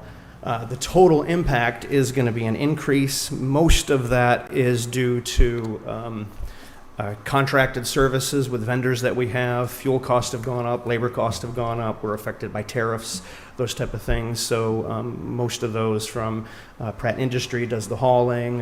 We have various other contracts, Quality Tire and so on, that have increased, that we've presented to the board over this past year. So there's an increase on that, and I'll go over that here in a minute. So how this breaks down, the disposal services, the additional $17,000, that's our dumpsters for all the county facilities. Like I said, we have 35 plus all the remaining ones for Rockdale Water Resources, Stormwater, and Sheriff's Office. And that's an increase from the previous year due to fuel and service charges that our contracted vendor is charging us. The second line item is what we're proposing to decrease, and if I can, I'll just come back to that in a minute. The third one, the rental of the lands, that's the accountability court building that we have for one more year until the Judicial Administrative Complex is being built, and then that line item will go away. So that's only for one more year. And that's for what? For the Maddox Nix building that's being rented for the accountability court services for Superior Court. The general supplies and materials have gone up. That's called the custodial supplies: paper towels, toilet paper, soap, mops, all the miscellaneous things that we have gone up. In part, just additional usage. In part, I'm going to mention that here in just a second when I come back to the custodial services contracts. And then last but not least is the disposal. That's the increase. That's at 4530 is at the recycling center. And that's the increase in amount of collections that we have at the recycling center that is offset by the revenue that the center collects. But we have a plan for that too. So going back to that middle item, the 1566, the repair and maintenance. Repair and maintenance is the largest line item in our budget, and that's where we have all the contracted services. So the two that we want to eliminate or propose eliminating for next year is, well, three actually. There's two custodial services and then the one for the preventive maintenance. And what we want to do is we want to bring those services back in-house. At one point, we had contracted out with different vendors to try to provide the cleaning services. This was during COVID. We were cutting back on staff. There wasn't a lot of cleaning. We switched over to a different model to get night cleaning done. Mm-hmm. Prior to that, all the cleaning had to be done during the day. And as you can imagine, it's awful difficult to vacuum and mop under people while they're in their offices. So we made a switch to do that in the evening, which we're still pleased with, and we like that. However, going to contracted services really hasn't kept the level of service the way it needs to be. It also makes it difficult for our supervisors to manage staff that don't work for the county. So they're contracted vendors. They have part-time people that come in or temporary people. They come in, they clean for a couple hours, but when we attempt to direct them or push them, depending on their personality, some of them do it, some of them say, well, I don't work for you. I work for the other company. And then you have to contact the other company. You have to go through their supervisor. It just makes that process very difficult. So what we're proposing to do is eliminate those two contracts entirely, bring the services in-house and use part-time staff, which I have on my personnel budget here in just a minute. So we will actually reduce the cost by $566,000, and then we will add personnel, as you see in a minute. I think it's $332,000, so we're saving about $140,000 for the county. And you're $200,000, yes. And you're changing the practice. So yes. The multiple times a day touch points and things like yes, that. we won't be. We're coming out of the COVID cleaning. We've left that in the past, so we're going to be changing how we do things during the day to bathrooms and clean up and those type of things, and the heavy cleaning, mopping, vacuuming, those type of things will be done in the evening. So do we buy our supplies? Or Yes. Okay, so that won't change that. It won't change. The reason do I that. to mention the custodial supplies, they've gone up this past year. I have a suspicion that some supplies are just not being, I'll just say that they're not using the supplies as efficiently as they could. So I anticipate not having to use all of that when we bring it back in-house, and we can kind of keep better control over it. But projecting it from now into the next year, at least have to show that. But I think we're not going to use all that. Yeah. That's what I was thinking. So that's, I think the next slide, I guess I could have used this slide. That kind of talks about all of that. So the second, the increase to the contract for the dumpsters, the decrease due to the efficiencies. We have, when we took down several buildings, we didn't have those services. We didn't have maintenance and supplies and custodial going to those several buildings. And then the repair and maintenance, I talked about that. The second piece to that is, in addition to the custodial cleaning, is the HVAC, so it's the heating, ventilation, and air conditioning, so that's the preventive maintenance contracts. We want to bring those in-house as well. That contract is about $147,000, and although the company does a great job, they only come out quarterly. So that's one of the issues with it when we put that one out to bid. And what we're finding is, due to changes in weather and different things, EMA was up here recently, one of theirs in the animal shelter, those filters need to be changed more often because of the hair and the things in there. So we need to do a better job and make sure that we clean, do the coils, replace belts and fans and things like that. So we need to be doing it on a more regular basis. The only way to do that without taking a quarterly contract and multiplying it by 4 is to bring those services in-house, hire somebody who is a HVAC operating engineer, a technician who's highly qualified, knows all the different systems, understands how chillers work and all the different components, and be able to do the preventive maintenance, and then also be able to catch things before they fail. And you do preventative maintenance, you can prolong the life cycle of equipment drastically. So that's what we're looking to do. I talked about Bank Street, the supplies, and then the bulk waste for the recycling center, like I said, partially offset by the revenue. So right at the moment on our organizational chart, going to personnel, we only have one project coordinator that's vacant now. All the rest of the positions are filled. They're working diligently. For the future, what we're proposing, those are the highlighted areas, hiring a night custodian, part-time night custodians. So this would be additional positions that would be at night. I'm going to go over the numbers here in a second. That's to offset the custodial contracts. On the recycling side, we want to change one of the equipment operators to a heavy equipment operator. Long-term goal would be have that person trained next year, have a CDL license, maybe be able to purchase a roll-off container and eliminate a lot of the haul charges that you saw on the previous page. So we can bring those again back in-house. That's going to take a year or two to implement, just because we have to have that person trained for a CDL and then get the equipment. So that'll be next year. I'll be coming back for that. And then, as you see on the far right, an HVAC operations engineer. What that position would be responsible is all mission critical items, is what we're calling it. It's sort of an industry standard for anything that can't fail in order to keep the county running. Generators and chillers and the air conditioning in the middle of the winter, or the heating in the winter. So all of those different items, the data center, the backups, the UPSs, things like that would fall under the purview of that position. And I'll go to the next page, because there's the bottom line is reducing our contracted services by $500,000 and bringing that back in-house would come in around $352,000. Now, I know the 12 positions, especially part-time, sounds like a lot. The issue that you have, and Parks can attest to this, and the other departments that do have part-time positions, is at any given time when you call people in to do part-time work, they don't show up because it's a part-time position and their job runs long or whatever. So we anticipate really only having about 8 or 9 actually show up on a regular basis and be hired. It's kind of a rotating thing that you have to do. They have that with the lifeguards, they have that with the facility attendants. So that's why we have it positioned like that. So those are the 3 different areas. The HVAC operations engineer would fall under our middle mission critical division. The night custodians and the part-time custodians would be in the evening. And then the heavy equipment operator is really a reclass. What we'd like to do is take the existing position of equipment operator 2 and make that a heavy equipment operator that allows us to reimburse that person for the additional training for an actual CDL license. And then next year we'd put in for capital to purchase a roll-off truck and be able to do that in-house. We think that'll save another approximately $150,000 to $160,000 next year just by bringing that in-house. Can you talk about your indirect cost line? I'm ahead of you. Never mind. Oh. I'm on maintenance shop. Are you going on to the... I have a question about this one, though.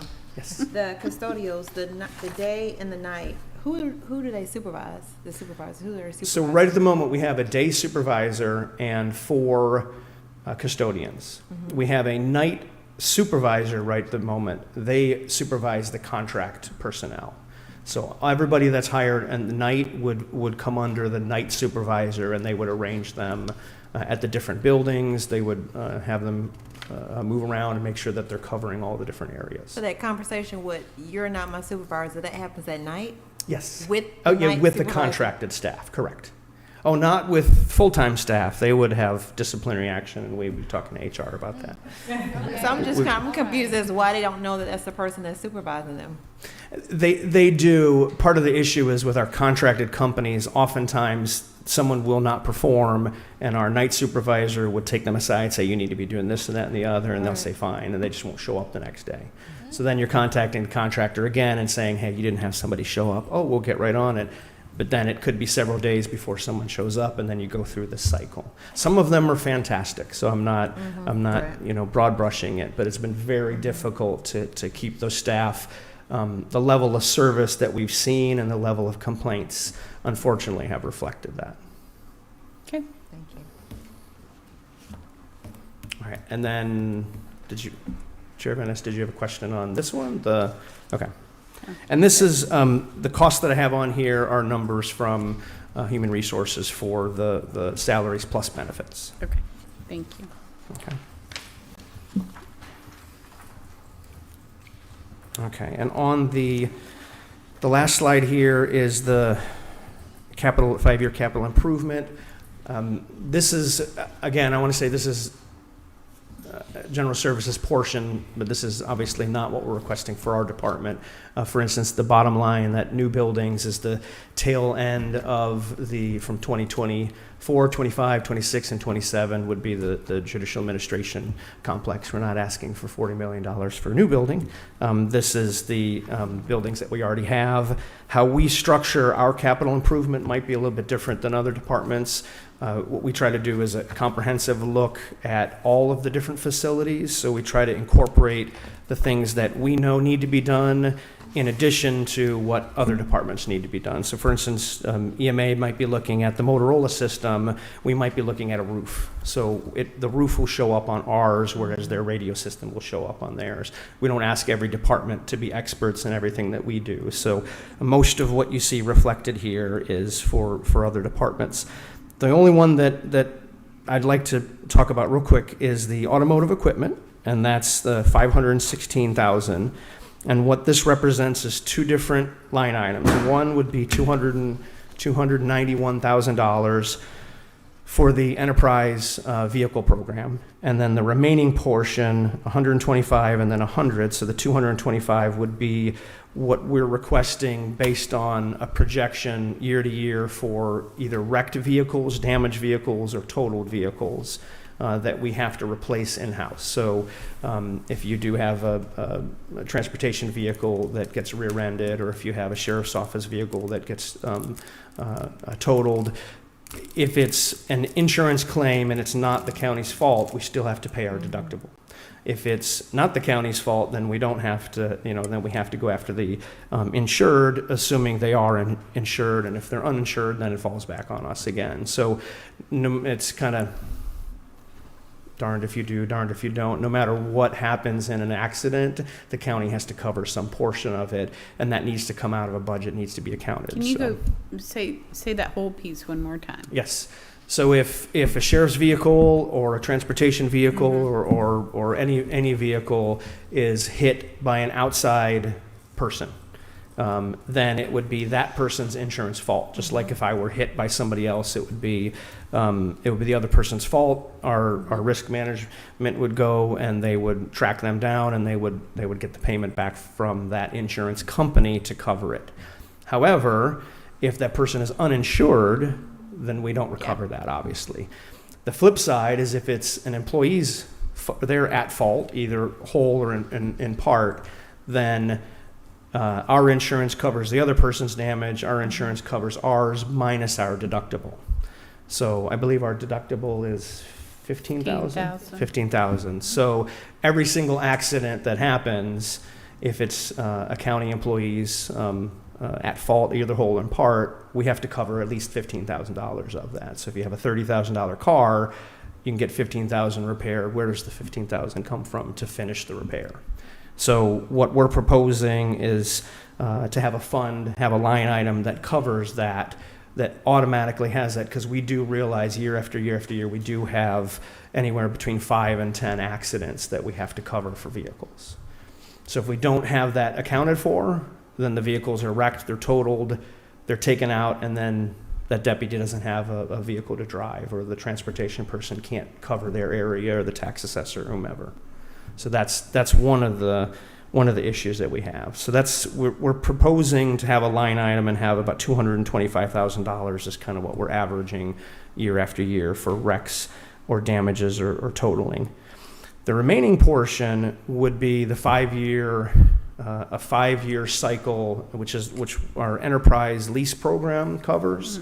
And how that works is, if we purchase, we have roughly 200 vehicles. We'll just use rough numbers. So if you establish a level of service so that the county's fleet are normal 200 vehicles. We're not talking about dump trucks or construction equipment or SWAT vehicles or anything like that. We're just talking about normal Explorers, F-150s, F-250s. If you say that the life cycle of the vehicle, we're going to keep a vehicle that is, let's say we say 5 years. Every 5 years we're going to change vehicles so that the staff are not driving in vehicles that are older than 5 years. That number can be anything you want, but if you take 200 vehicles and you divide it by 5 years, it's 40 vehicles a year. Even if you establish that at 10 years, say, well, because of safety features, gas, fuel efficiency, transmission, engine problems start to happen. We all drive cars, and you hit the 5-year mark, the 6-year mark, 7-year mark, then you're starting to have more major repairs at 100, 150, 200,000 miles.